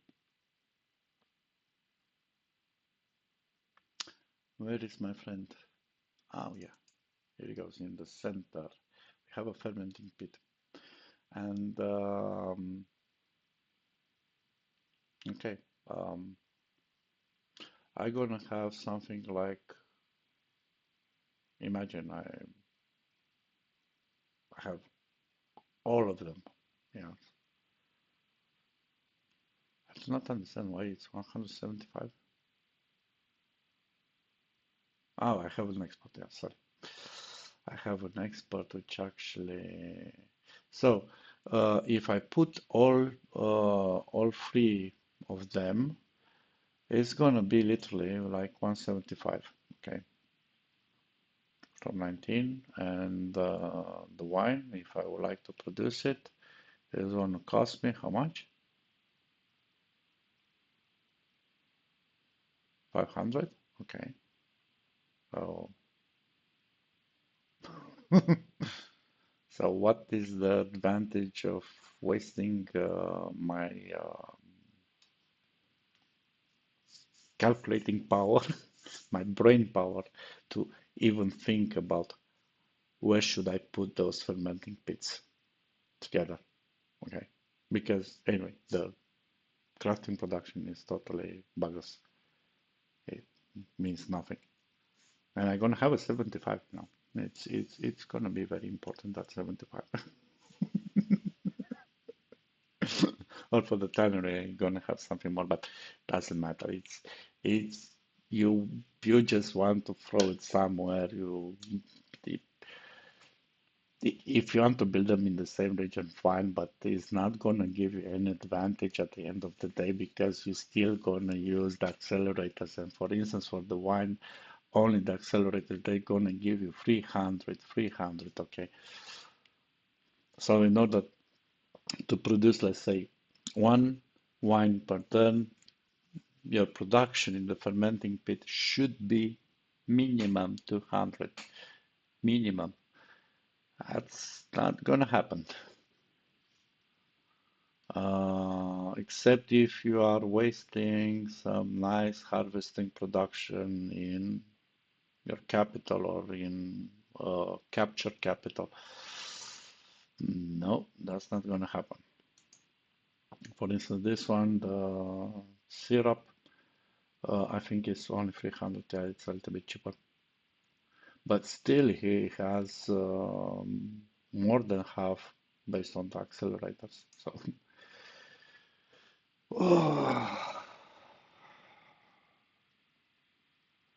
all the crafting buffs. So for every single workshop, uh, the crafting production, it's miss. It's totally something you can throw through the window. So do not think about it. It's just a waste of time. I'll be honest. It's a waste of time. Yeah. Um, you just literally can calculate the percentage. If I take this, if I put this one here, and how much production should I obtain? Yeah, from the actual. Uh, so you can see how much and how much production can I obtain from actually using accelerators. Right? And that moment you're gonna realize, okay, I should have the resources in my big production cities and factoring and everything in the small cities. It's yeah, it is the opposite you like to do. Normally, you should think, okay, I should industrialize my capital. I should industrialize the biggest cities, the capital I capture. No, no, don't do that. Don't do that. Put harvester. The farms are the best in those cities. Especially they're gonna give you quite a lot of resources, and it's gonna give a big advantage. You're gonna rule the AI. It's very easy to use accelerators further on and to push through. And do not produce, as a hint, do not produce anything you don't need to, or in huge quantities, because yeah, it's a waste. It's a waste. It's literally it doesn't matter. Um, Yeah, and the last one I want to show you in order to close the video, because I think it was quite very long. Yeah, I think so. That's 2 hours. Jesus. I would like to show you all the leaders of this game.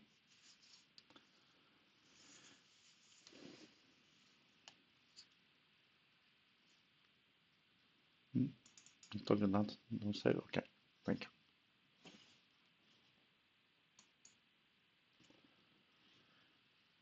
Okay, so let's start with the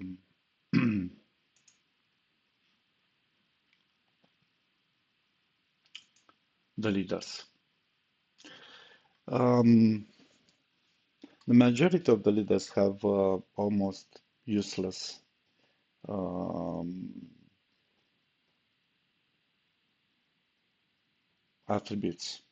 Okay, so this one has 50% research in your capital after gaining a new paragon.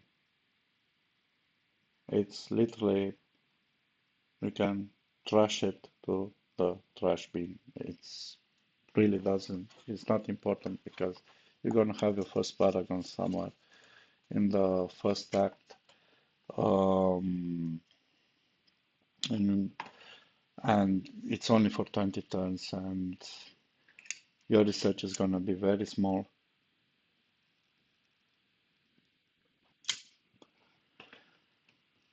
And literally, though it seems okay on the paper, it's not. The same thing. All the properties here, golden age points. By the way, the golden age. I have no idea what the golden age does in the documentation, of course, uh, in Carta of the game. It's nothing useful as information, and I have no idea. I didn't observe any differences from for the golden ages. So this is useless. I have free merchant, useless because the trade is actually useless. Tradition 1% Paragon spam chance. Ah, cool. And actually they might stack, and you have a very big probability of gaining paragons with this guy. Like you want to build a lots of masterpieces, which gonna be very useful, like for nothing.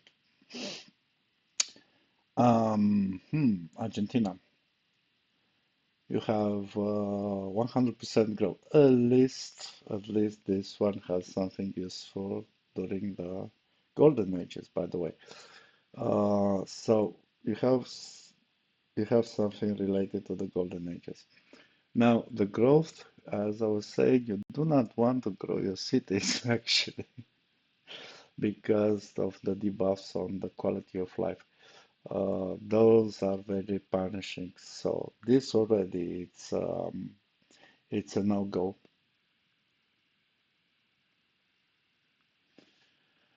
But he has this interesting feature which is gonna give you 10 quality of life stats in non-capital city for oh Jesus, this is gonna come very late in the game and literally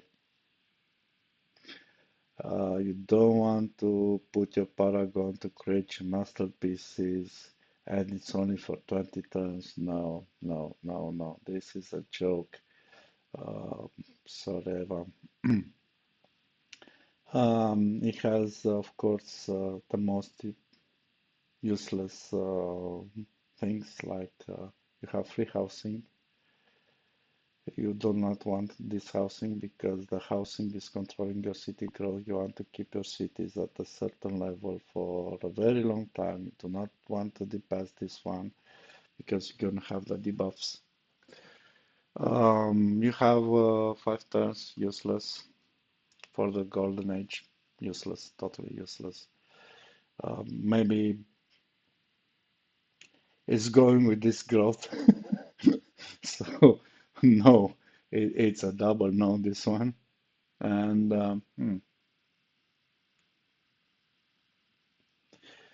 you have the paragons, which I don't know if you want to use them very much or they're very useful. And city gain 5 culture for government improvement. So it might have a little bit of extra culture, but it's only 5. And usually this is important because the Great Heart and Gathering Halls are considered as government improvement. So you're already starting with a +5 for culture in all your cities.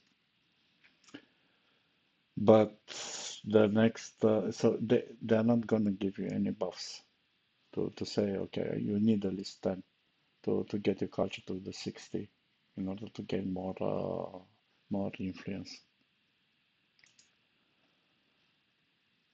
Uh, yeah, you can roll with this guy in Golden Ages by going to war.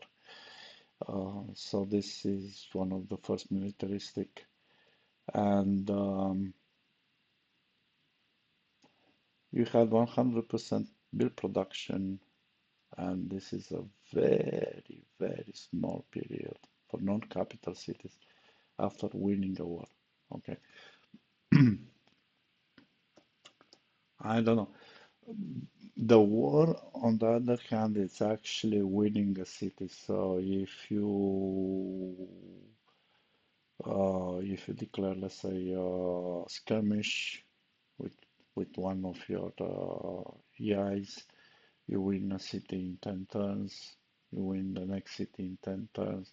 It might make a little bit sense as being considered as winning a war against the opponent, taking a city.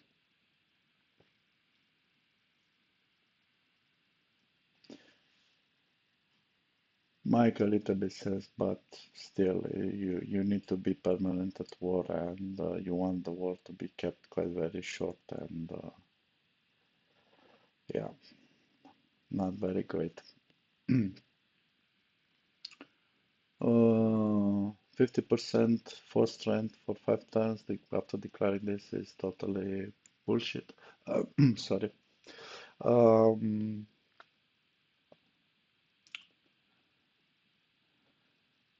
and yeah, it's imagine it's only for 5 turns, so you don't even reach the city.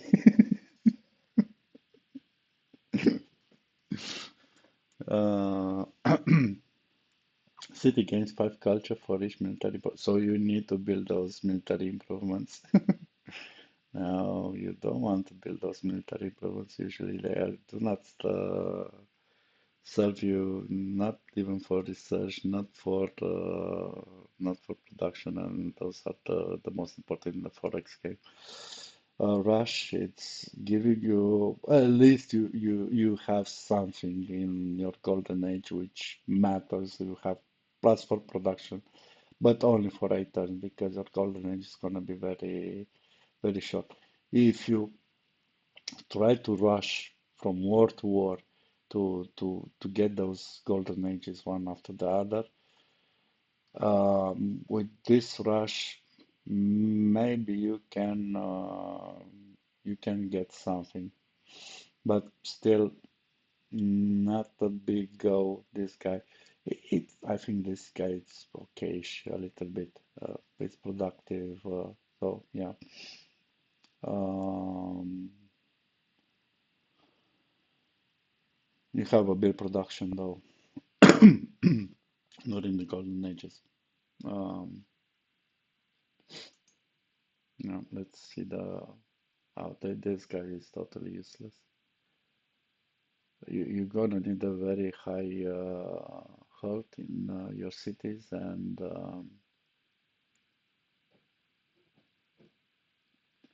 you're gonna have 5 culture in your capital only, of course, for each research agreement. So it's very hard to make the agreements.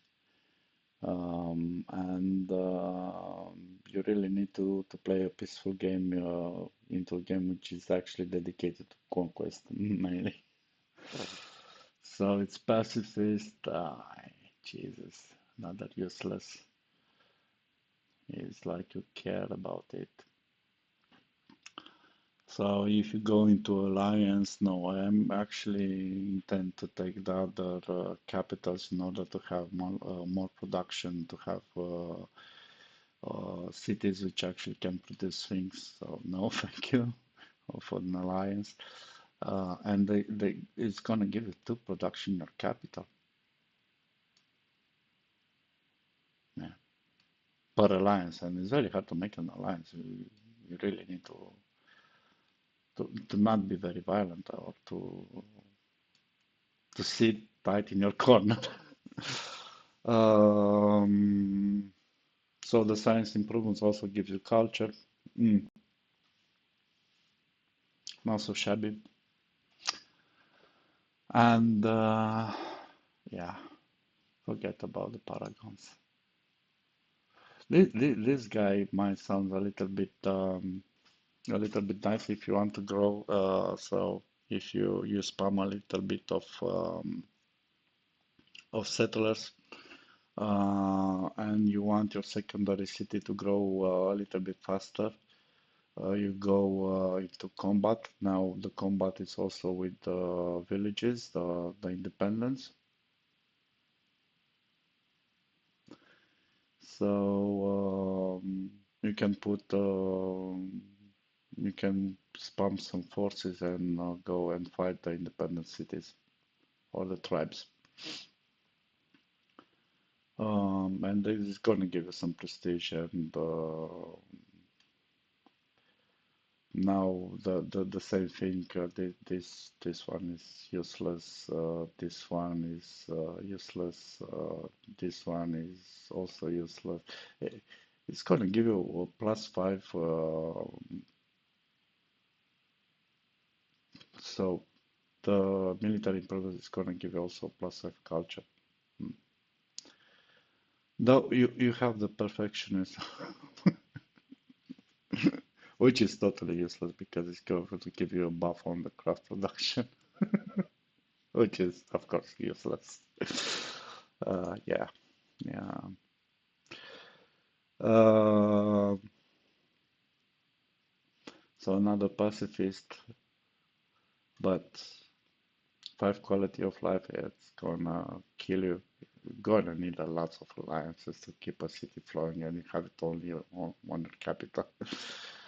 Yeah, so this threat is might be nice because you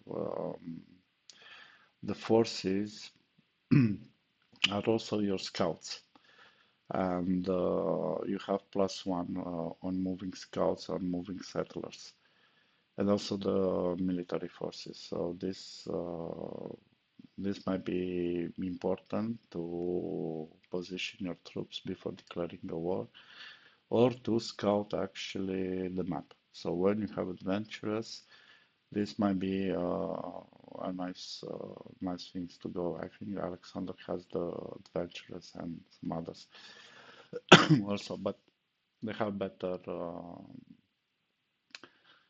things. It's charismatic, so again, doesn't matter. Mercantile.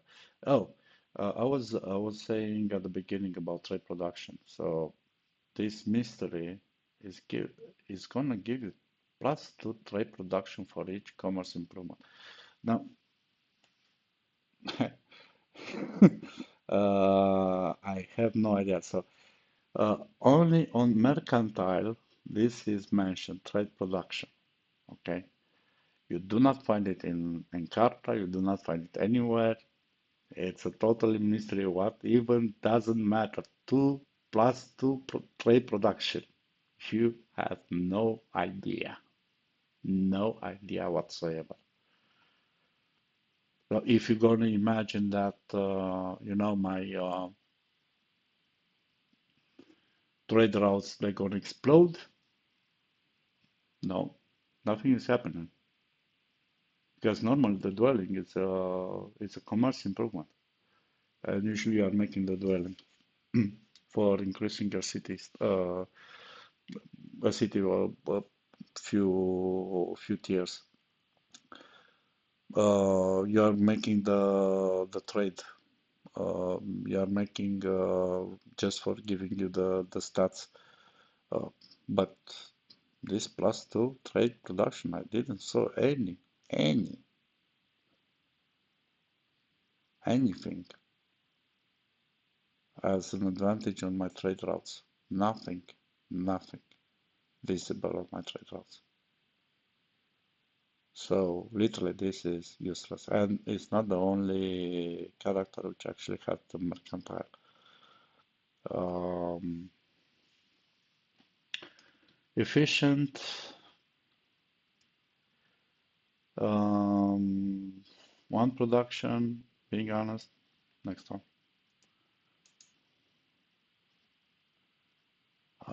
This is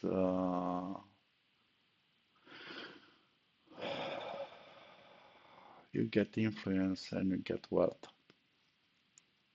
Hmm. Very nice. Thank you very much. Now, I think you might get something like 200 wealth or 200 influence based on your city size. So you really need to play very, very tall when you are making your religion.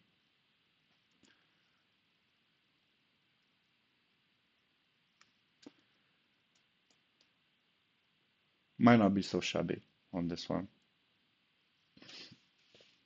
Um,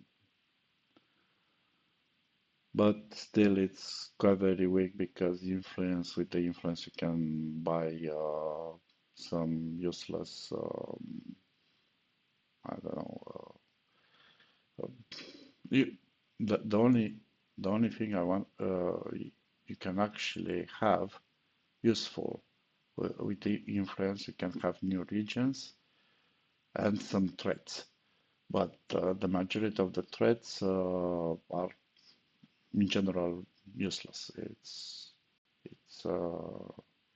you want to keep your influence just to keep enlarging your capital or something like that without increasing your city tier. So getting more regions without increasing your city tiers to not get the debuffs. The same thing, lavish is totally useless, and resolute useless. Okay, next one. +10 harvest production while not at war. Very nice, especially I think I showed you my harvest production. Now if this harvest production, but anyway, it doesn't matter. I have my city, so my base city production up to 61. As this might be a little bit okayish, let's say. Um, you can count for for instance, for the farms as um, already having three farms in the same region when you are building just your first farm in that region. It might uh, it might give you some buff or make a little bit much more hmm, useful the gathering of resources in the secondary cities just because of this 10 plus, but not so useful. Um, yeah, it's quite very small advantage.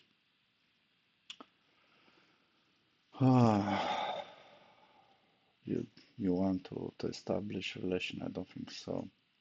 Again, this one is good. One for speed. Pacifist, no. Stateless, stately, no. And you have plus 50 harvester. So literally, this is like agrarian, and it's not. It doesn't even matter. I showed you my farms. Just being an agrarian gave me 100%, and for this guy, it's gonna be the for the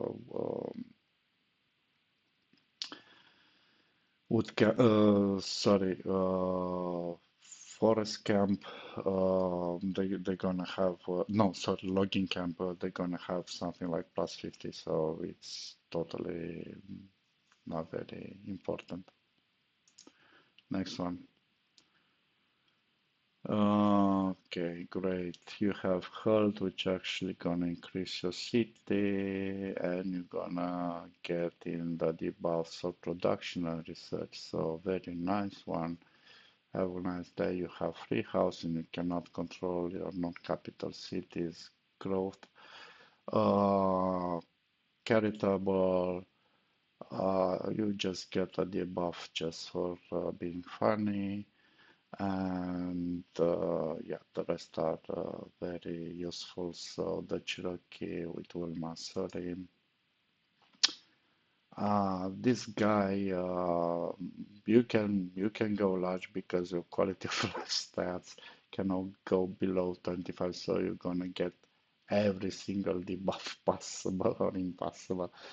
Um, yeah. Hmm. Uh, Again, useless. Um, some kind useless, useless. You have this during the golden age. I can brush a little bit,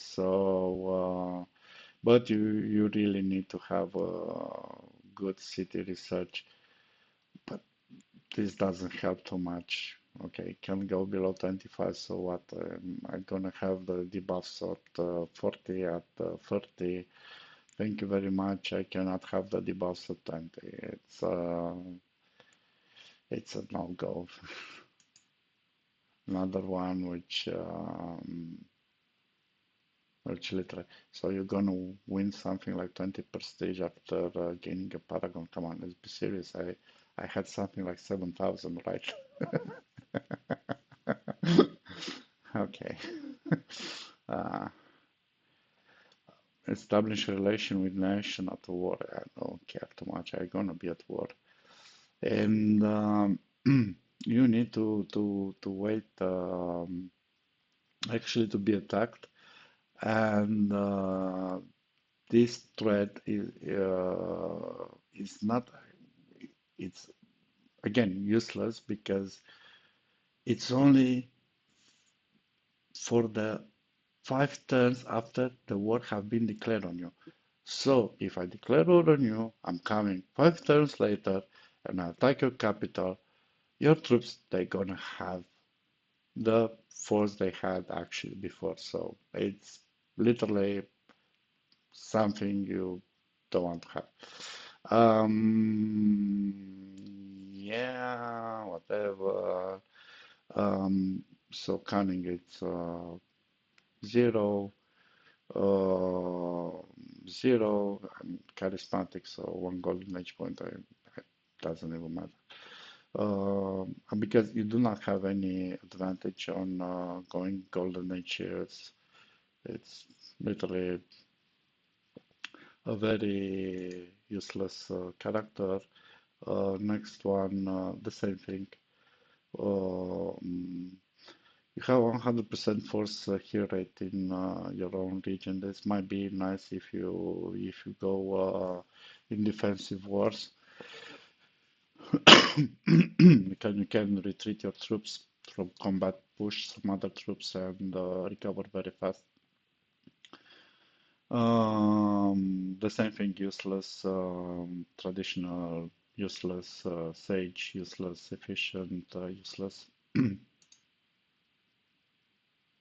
Next one.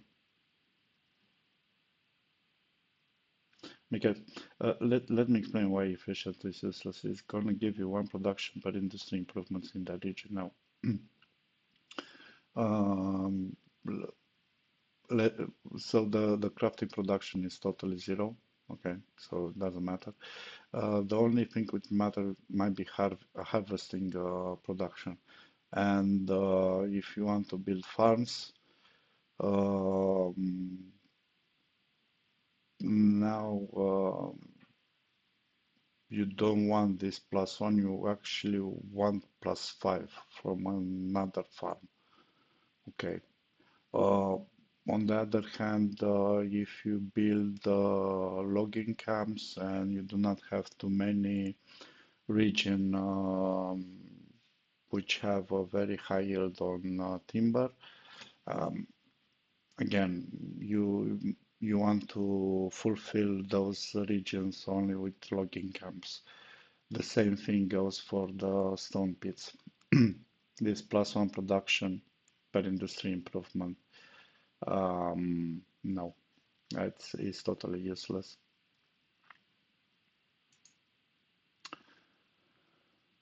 What it has? Five prosperity for each farm place in a region, addition to a river. Actually, this might be nice because you're gonna the the places next to the river they have a very good yield on food, so that's gonna make you some nice food production. But still, the food is not for building. You don't need quite very huge quantity of food. And to build a farm just for the plus five prosperity, I don't really know. But it's not so useless, let's say. It can be useful in a certain way. Okay, establishing relationship, don't care. Yeah, it's persuasive, lavish. So two of tradings you can discard. Um, yeah, five culture per whatever, 100% on harvest production for farms, useless. It's it's literally something like less than one plowing, so plow, sorry. It's literally uh, in general, these are these threats that are totally useless. Um, in order to make the video shorter, I gonna just jump over much more faster. So one thundering gold for each alliance, 0, 0. 20% prestige for defeating enemy at sea. You don't want to fight them at sea. You want to take their cities. This is totally no way. So it's how to say the advantage when you are in disadvantage. Literally, you are losing the war much more slower. Your pain is going high. Charismatic, no. Stately, no. Okay, next. We already discussed. 5% for each active alliance, no, because you're not gonna have many alliances. You actually lose the war in just one click. When I came to pay you a visit with my skirmishers. Yeah, useless. Your capital for each active, useless, useless, useless. Next one, 25% upon defeating. No, no. So there's no. Um, Maybe if you, let's say, if you converted everybody and you go and you go in attack, and your enemy cities are converted to your religion, so the opponent doesn't have a religion yet. To have this 25% strength, hmm, hmm. And the guy might have something like 100% strength in the city center or whatever. Nah, not very important. Again, useless, useless. Actually, this is a debuff. I thought, okay, it's got. We gave too many advantages to this lady. Sorry, Jeanne d'Arc. Nobody love French, I think. Cities gain 5 culture. No, come on. Whatever. So this one tries to push on the religion. This one is come on, next one. Yeah, same. Zero. 100% to improvements while you are at war. Um,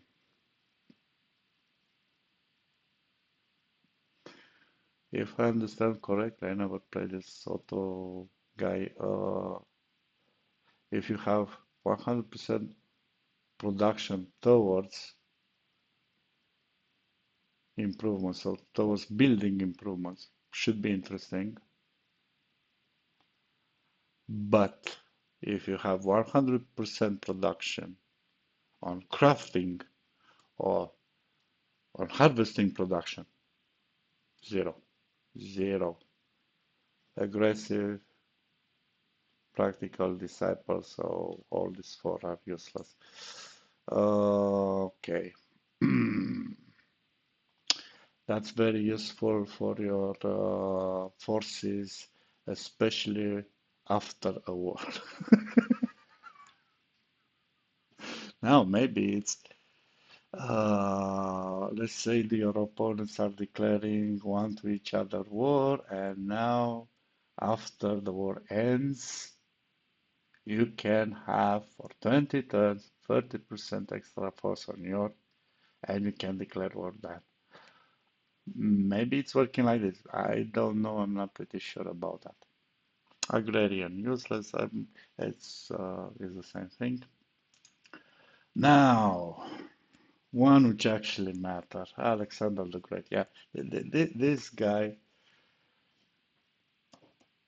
is the second after Pachacuti.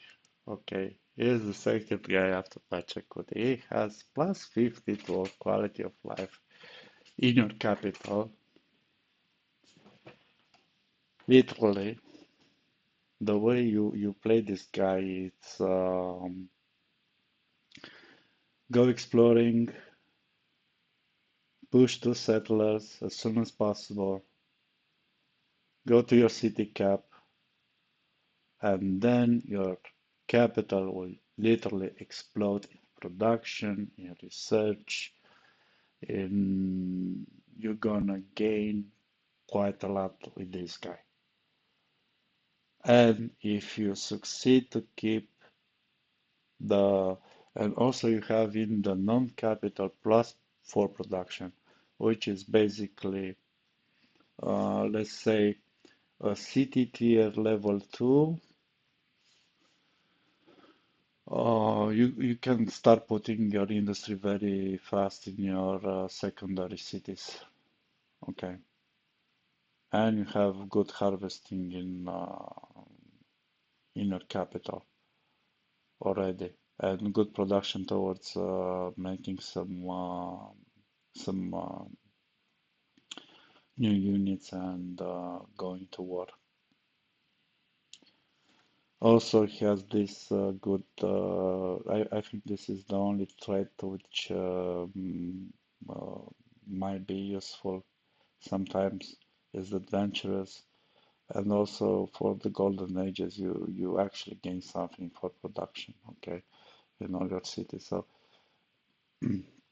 this is, I think, the second one as a leader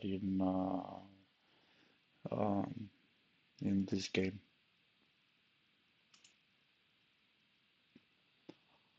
Honestly, boring. As you can see, um, it really has nothing. Okay. Pachacuti is this crazy guy. The way you play this one is literally first turn you start pushing units. First turn, get to the maximum of your unit cap. So you deploy units, you get 10% production in your capital. So your capital is gonna be massive, massive production. As I show you, I had 61 Pachacuti. I had 14 land forces under my command, 140% production in my capital. And the capital is the one which actually matters because you have the great heart inside, and this is gonna give you these buffs in production, and your production is gonna just go like crazy. And this is how you push the first conquering units, and you can go after the other opponent's capitals and so on. The rest literally doesn't even matter. Unwielding forces inflict 5 or awareness. This is also very nice. Literally, your adversary, when you are killing their unit, they gonna suffer more and more and more, and they will not be able to push new forces against you. This this is, I think, the only leader it's very good. In plus of that, you're gonna gain influence, 100 influence, straightforward. After winning a war, basically after conquering a city, it's considered winning a war. So you roll your opponent, you're winning influence, you can buy new regions. It's perfect. Okay. And you just go rolling, baby. That's that's the guy. That's even better than Alexander. Alexander has this plus 50 on the stats, on the capital, but it's very hard to manage. This guy is not limited by the city cap. You don't care. You can delay a little bit your settlers. It's okay. Basically, the settlers will give you the limit of your troops. That's all. Because for each city which have a level of over 2, so sorry, not over 2, from 2 onwards, So over one, you gain another land unit. So you can deploy another land force, which is going to add you to your time. So when your capital goes from 1 to 2, your limit goes from 5 to 6. So gonna go in production with 60% already. Okay, you're gonna pass directly the 100% threshold in production in your capital. If you go a little even better, you establish your to next cities, so you reach your limit. You don't want to pass that limit because they're gonna give you a debuff of 10 in all your cities. Now you're gonna have eight land forces, and literally you just push 200% production in your capital. So already you can keep from this point on rolling your production, your capital. You push new forces, you push new settlers. You do the research to take the new city caps, and after that you go to war and get new cities and new cities and new cities. So this guy is tremendous. This guy is good. This is the only one which actually matters. I'll be honest. It's Alexander the Great and Pachacuti. Um, hmm, religion, health.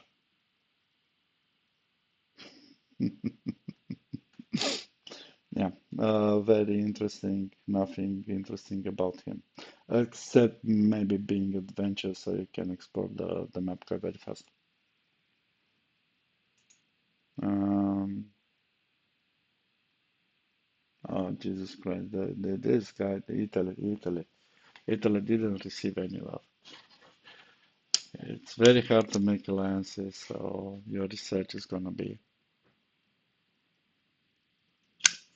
not so great. And yeah, hmm, no way. So this is a no go. This one, hmm,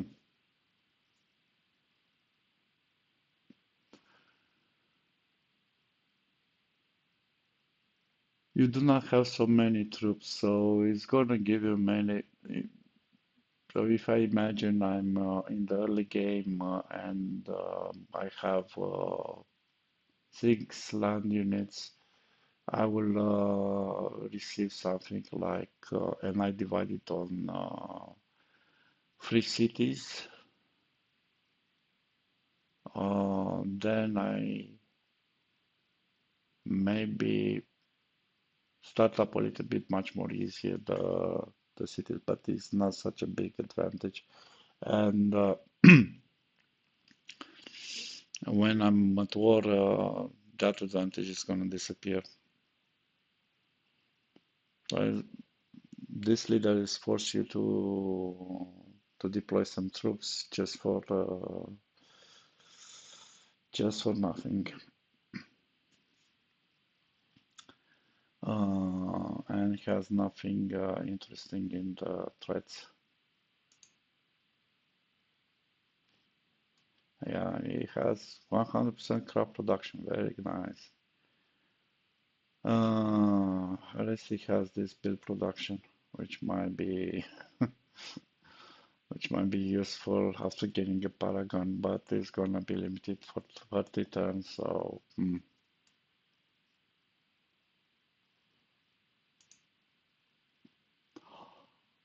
oh boy,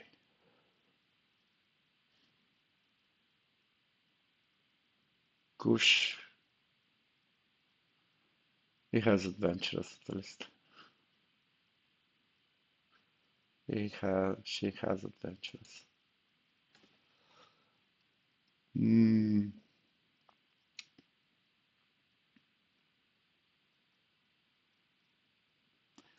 this guy, you like to play wide? No, actually, um,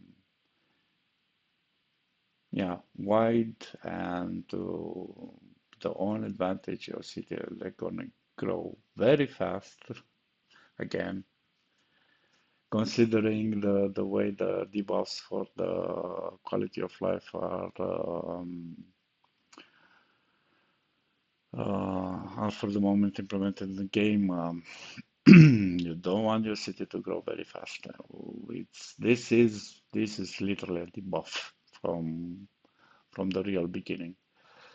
Plus of that, you cannot control the city growth by limiting the housing, so this is a no-go. You're gonna end up having some cities with very low production, very low research, you name it. This might be interesting if you have 5% for strength for the units for each trade agreement. Now, if you go with war, your trade agreements might disappear, so be careful. Yeah, she has mercantile and charismatic, and next one. Oh boy, this can be useful, but it's not one of the best. And at least for your non-capital cities, you're not starting with literally zero production. So you have a non-capital city, your secondary cities, they're gonna produce a little much more faster your industries, and you'll be able to um, I don't know, keep up on crafting, but crafting it's literally needs to be revisited because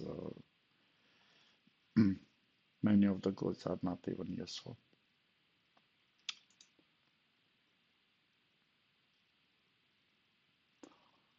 This is totally zero. Next one. So if your forces are gaining experience, you have 20% bonus strength for these forces. Not so bad if you go to war.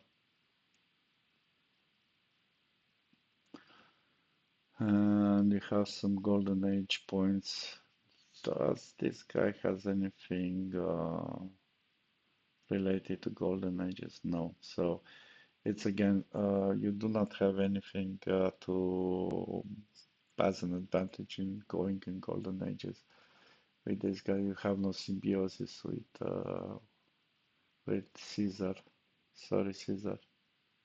Not very good. Um, this unwielding, it's a good trait, though, because your opponent is gonna get some debuffs because of war awareness. I don't know which are, so do not ask me. And yeah, hmm, not very important. Sibe- the Russia didn't have any love at all, honestly. You have this full production in the golden ages and some extensive golden. So at least there is this symbiosis between the persuasive and production in the golden age. So you have something. And in plus of that, you have one, you can actually rush a little bit the golden age. This should be something like trade based, but how the trade is balanced and cryptic. I don't think you want to play Katarina the Great as your leader. Um, I played few times. The merchant are not very useful, so I cannot gather resources. Usually, the AI is gonna reject you going in trade agreements, and you're not gonna accumulate these golden age points. And yeah,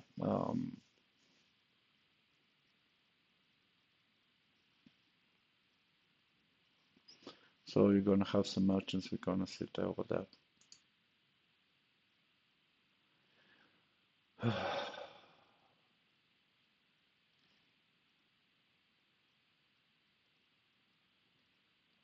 Nothing interesting on this guy. Then Paragon chance, Bone chance. Cunning, mm, it's a threat you. I really don't. The Paragons to create what? It's not going to help you to conquer cities. It doesn't help you too much to do too much of anything. And this one,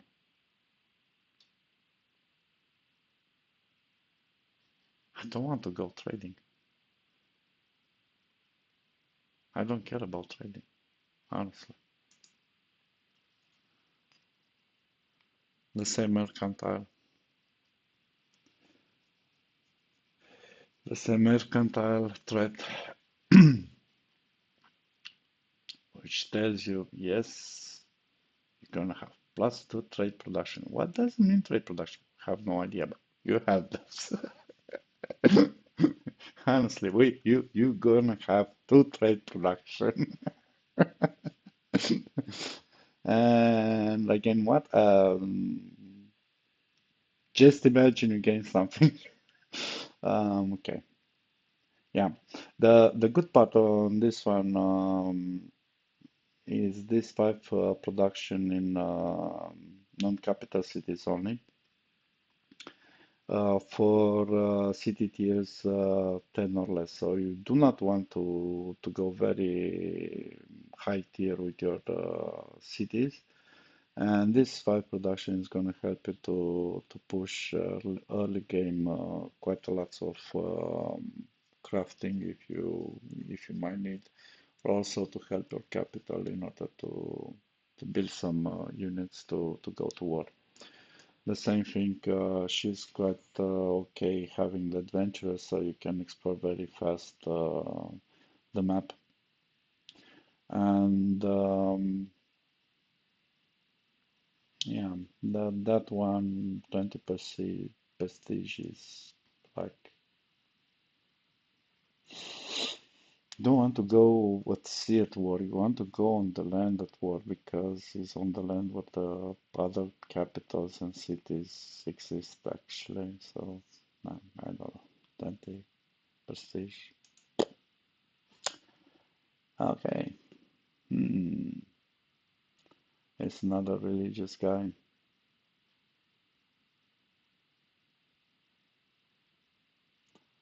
Um, okay. It actually has one city cap. So, um, if you're gonna see something like one -1 land force and +1 city cap, it's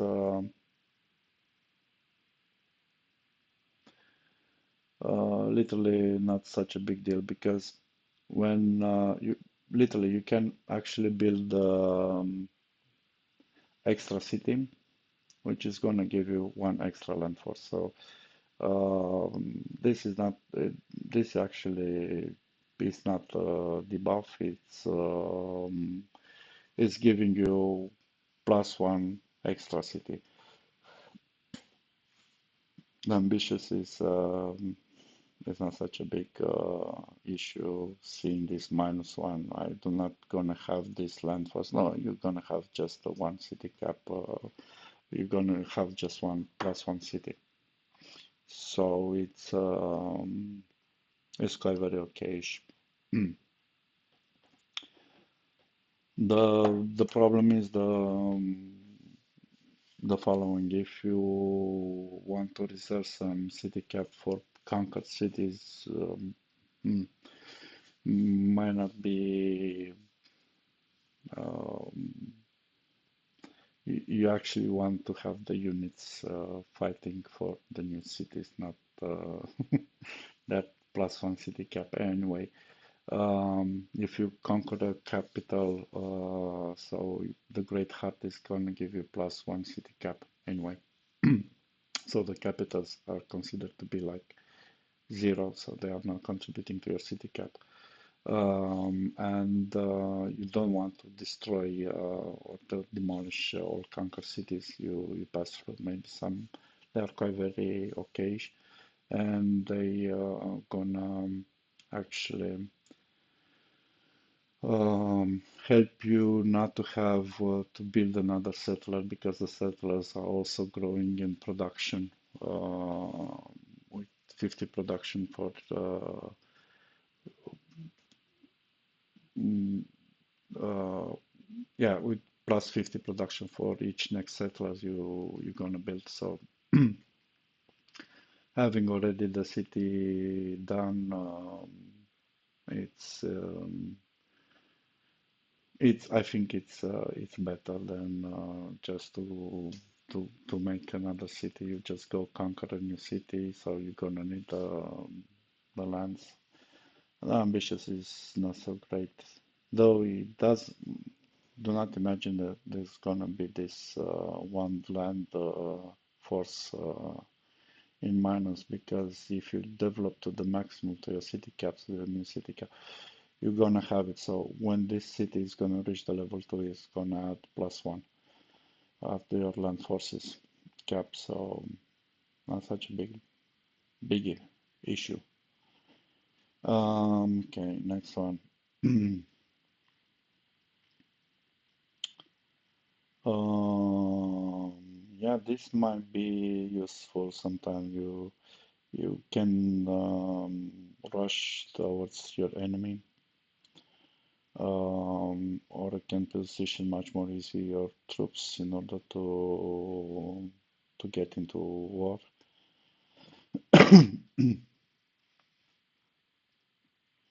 Um, but yeah, useless.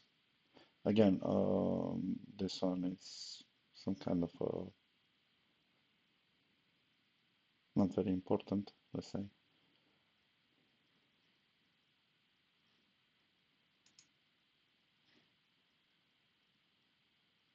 Yeah. Again, it's based on alliances. I think the developers of this game wants to think that you actually can play this game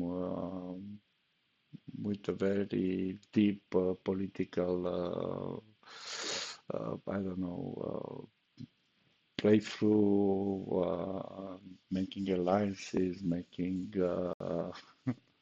it's a total joke. So you are on your own. Usually the AI doesn't like you too much to make an alliance with you. Usually what it's gonna try is gonna try to bribe you to push you into a war with another nation, and it's gonna try to declare war on you for nothing, just to take your capital. So you need to defend your capital and have sufficient troops to deter actually the AI to attack you. I had some there was some very stupid wars I got in playthrough, like the AI was declaring war. There was on the other side of the map, so literally it was declaring a skirmish war on me, and even his troops, they were not even close to my cities. Uh, I think he wanted to attack the the scouts. I was sending in Auto Explorer, and literally you cannot catch a scout in Auto Explorer. It was quite very funny. I was at war and I didn't care, I was like, okay, it's gonna be ended in a few turns. Who cares about about the Britain declaring war on Pachacuti? Yeah, the England was very funny, and I went to the next war like that war was not even existing. It's yeah, yeah, it was a joke. Declaring war without actually even attacking your opponent and not being positioned to attack your opponent. So the AI is doing something like this. And after that, you're gonna have the uh, retribution war clause open against that. Yeah, so it's literally gonna cost you zero prestige to go for a very big punch on the opponent. Um, but it's for free, It's literally if you are declaring war on me and you do not have the troops, and after that I have a very good reason to attack your capital, I will go position my troops next to you. Maybe you're gonna start a skirmish, so try to um, Uh, I saw that behavior too. I had a retribution. I was preparing my troops, so I declared a skirmish to gain much more time in order to have a cooldown period of 20 turns between the wars. And I was not yet prepared to. I was in preparing, so I was in the period of preparation. I was not 100 prepared to attack her. My troops were not positioned, so there was an unconclusive war, and I had to wait another 20 turns in order to declare a retribution war on her. Was the play was quite very okay from the AI from this perspective. I'll be honest. He knew I was going to declare war of retribution because I have the clause. Um, and she declared war just before I could declare war on her. Yeah. Anyway, with Pachacuti it didn't happen because I had too many troops. So literally, when you have something like 10 land units coming towards your capital, you are preparing for your defense. You don't want to declare war. And hopefully it's going to declare only a skirmish of 25 turns and you resist in your capital, but it was not the case. Yeah, next one, okay. This is Venezuela. Um,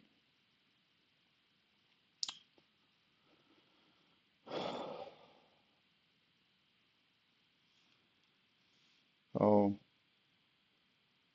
mm,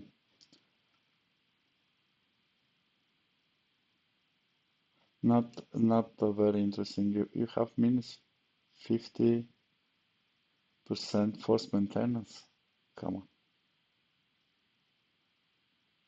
You can rush actually some golden age. That has any golden age? No. So again, a very weak leader. Hmm. You have 4 production in your capital.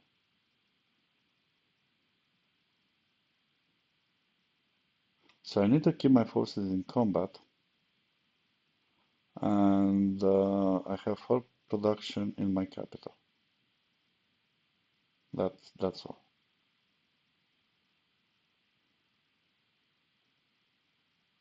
And I can heal faster. So into a defensive, though the guy is aggressive, Into a defensive war might be useful because they're gonna heal very fast, but into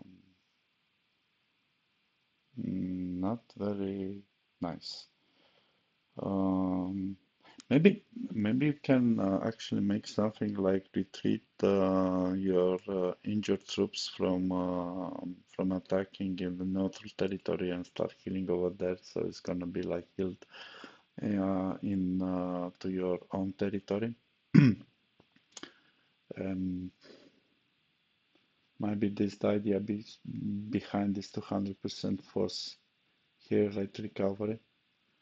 And it's gonna heal quite very fast and you send them again and again and again and rotate and consume the enemy's troops. But this is gonna be prolonged war. Usually I prefer to go with a big army, overwhelm the city, and that's all. Okay, the rest are zero, zero. So this, there are actually two mentionable, useful characters. So one is Alexander the Great. Uh, Playing this one is quite very, it's a little bit difficult and annoying because of the city cap. You need to be aware of the city cap. You cannot change, for instance, your government because you do not have established the next city. You can bypass actually the city caps. They might not affect your capital, it will affect only the other cities. So you can go, let's say your initial city limit is free. You can go free settlers, so you go directly to force city without being aware that you're gonna have um, this debuff often taking all your cities, but your capital is not going to be affected, at least the production too much. It's anyway, it's gonna keep this plus 50 for everything in your capital, and once you go, for instance, you finish the Bronze Age and you get one city cap, again you release another one. And you can push this over the city cap. You can maintain at least one city over the city cap, and it's not and at least you have in your secondary city this for production also. It's not so bad. Alexander is not so bad, especially you go extremely fast on research. So you do not need the Pioneer. You can use the Pioneer for something different. Also, you can leave your capital to grow for a while, not being afraid of getting those very ugly debuffs because you have this plus 50 all the time. This guy is good. It's quite very nice to play. Also, Pachakute, which is a killer in production. So these are the only two mentionable leaders. For all the rest, it's totally the combination of skills and with the balance of the game. They are usually useless, and you cannot. It's not gonna give you a very nice playthrough. You're gonna struggle quite a lot. So there are two leaders you can play easily, um, having some fun with them at least. The rest of them are disaster. And you really need to neglect trading. You need to neglect the the diplomacy. This needs a big rework. I think it's a totally nebula. So, my dear developers, congratulations for this game. It's totally balanced. I'm, um, I was really impressed when actually I realized the game after the rebalancing into version 2.0. By the way, this is the latest version 2.0.1, where they said, "Oh, yes, we did lots of reworking. We rebalanced very well the game." I don't know. I don't know. It's a joke. It's a joke. Put your industry in the secondary cities. Keep your harvester, your rural development in your capital. This is a really balanced game. And for the leaders. Oh, by the way, one of the biggest news in version 2, there are these unique units. So, one thing, this is extremely important. Do not even try to build those units. Why? They cannot upgrade. So you're gonna die with those units, or you're gonna throw them all the production. Those units are not upgradable. I don't know. This is a new feature of this game. You have this unit. They are better indeed uh, for the period of time, a little bit better. Do not imagine. But if you are passing through the edges, you cannot upgrade those units. You need literally to discharge them. Okay? They are useless. Those units become useless. You're going to have better units later on. Imagine Alexander, so this guy has the hoplites. Okay? When I'm playing Alexander, I'm pretty sure I have warriors in my first line. I do not have hoplites because it's an anti-cavalry and they're gonna have some issues with normal infantry. And if I want to have an advantage, because again, sorry to repeat this, because but this is the logic behind it when I'm going to war. If you the warrior has a combat advantage against anti-cavalry, okay, and the AI at the given moment, they might have actually anti-cavalry. They have the spearman, the first unit. So the warrior is gonna kill them very easily. Okay, I'm not gonna go with hoplites. I'm going with the warriors, and they are on the same. So they are unlocked with the bronze age. Yeah, with the bronze work, I think. Yeah, bronze working. So they are unlocked exactly in the same time with the warriors. Now imagine the AI is making warriors against your hoplites, and you go with hoplites, which are anti-cavalry. Okay, they're gonna have a big issue taking those cities down. At least you want to have warriors. Again, Pachacuti. This guy has actually something to replace the archers. The only problem in Iron Age, I think, you have the bowmen. And those poor archers are starting to become actually obsolete on that one. So, and you cannot upgrade them because it's a unique unit. So you keep it as a museum.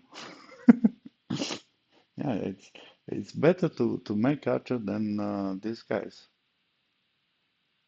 by the way, you're not going to send them alone. You do not have that unit cap. Okay. You're going to send them in the formation, and there is no formation with only archers. They are very fast, but if you put it into a formation, guess what? They do not get very fast. They actually, the formation get the speed of the slowest unit. So if you have one and you want to have that warrior, one infantry in your formation to keep the front. Sorry, this +2 actually they have a movement of 2. It can becomes 1, and you lose all the maneuverability. Sorry about that, of your archers in attacking a city. Anyway, how it matters? Really, use archers. You know it's one, and you are chill. Okay, so guys, yeah, the unique units. There are another joke added. I think they wanted to show, yes, we are smart, we develop something. Let's forget to upgrade those units. And let's put some very nice and useless advantages, like, if you put it into, I don't care. I don't thought about it. So yeah, they, the game is a joke at least. Okay, guys, have a nice evening and well, have a nice time.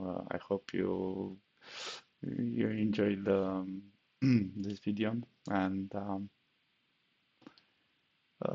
see you around.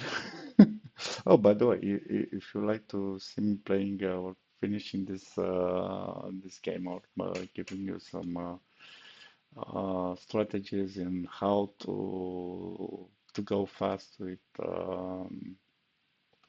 ARA, let me know. I have something like 400 hours played in this game. Yeah, I didn't have the passion to finish it though. At a given moment, it was so annoying with all those messages appearing and when you wanted to no, it's unbalanced. It's sometimes frustrating. That's for sure. That's for sure. So I think every single player of ARA is gonna tell you yes that this game is, or somebody which actually played ARA, it's frustrating to the maximum. I do not get it. I have an idea and get it, but no. Uh, yeah, you cannot keep your city uh, growing. You cannot. It's a disaster. It's a disaster of a game. So yeah, I could add some extra critics, but I prefer not. It's already too much, I think. Okay, bye bye.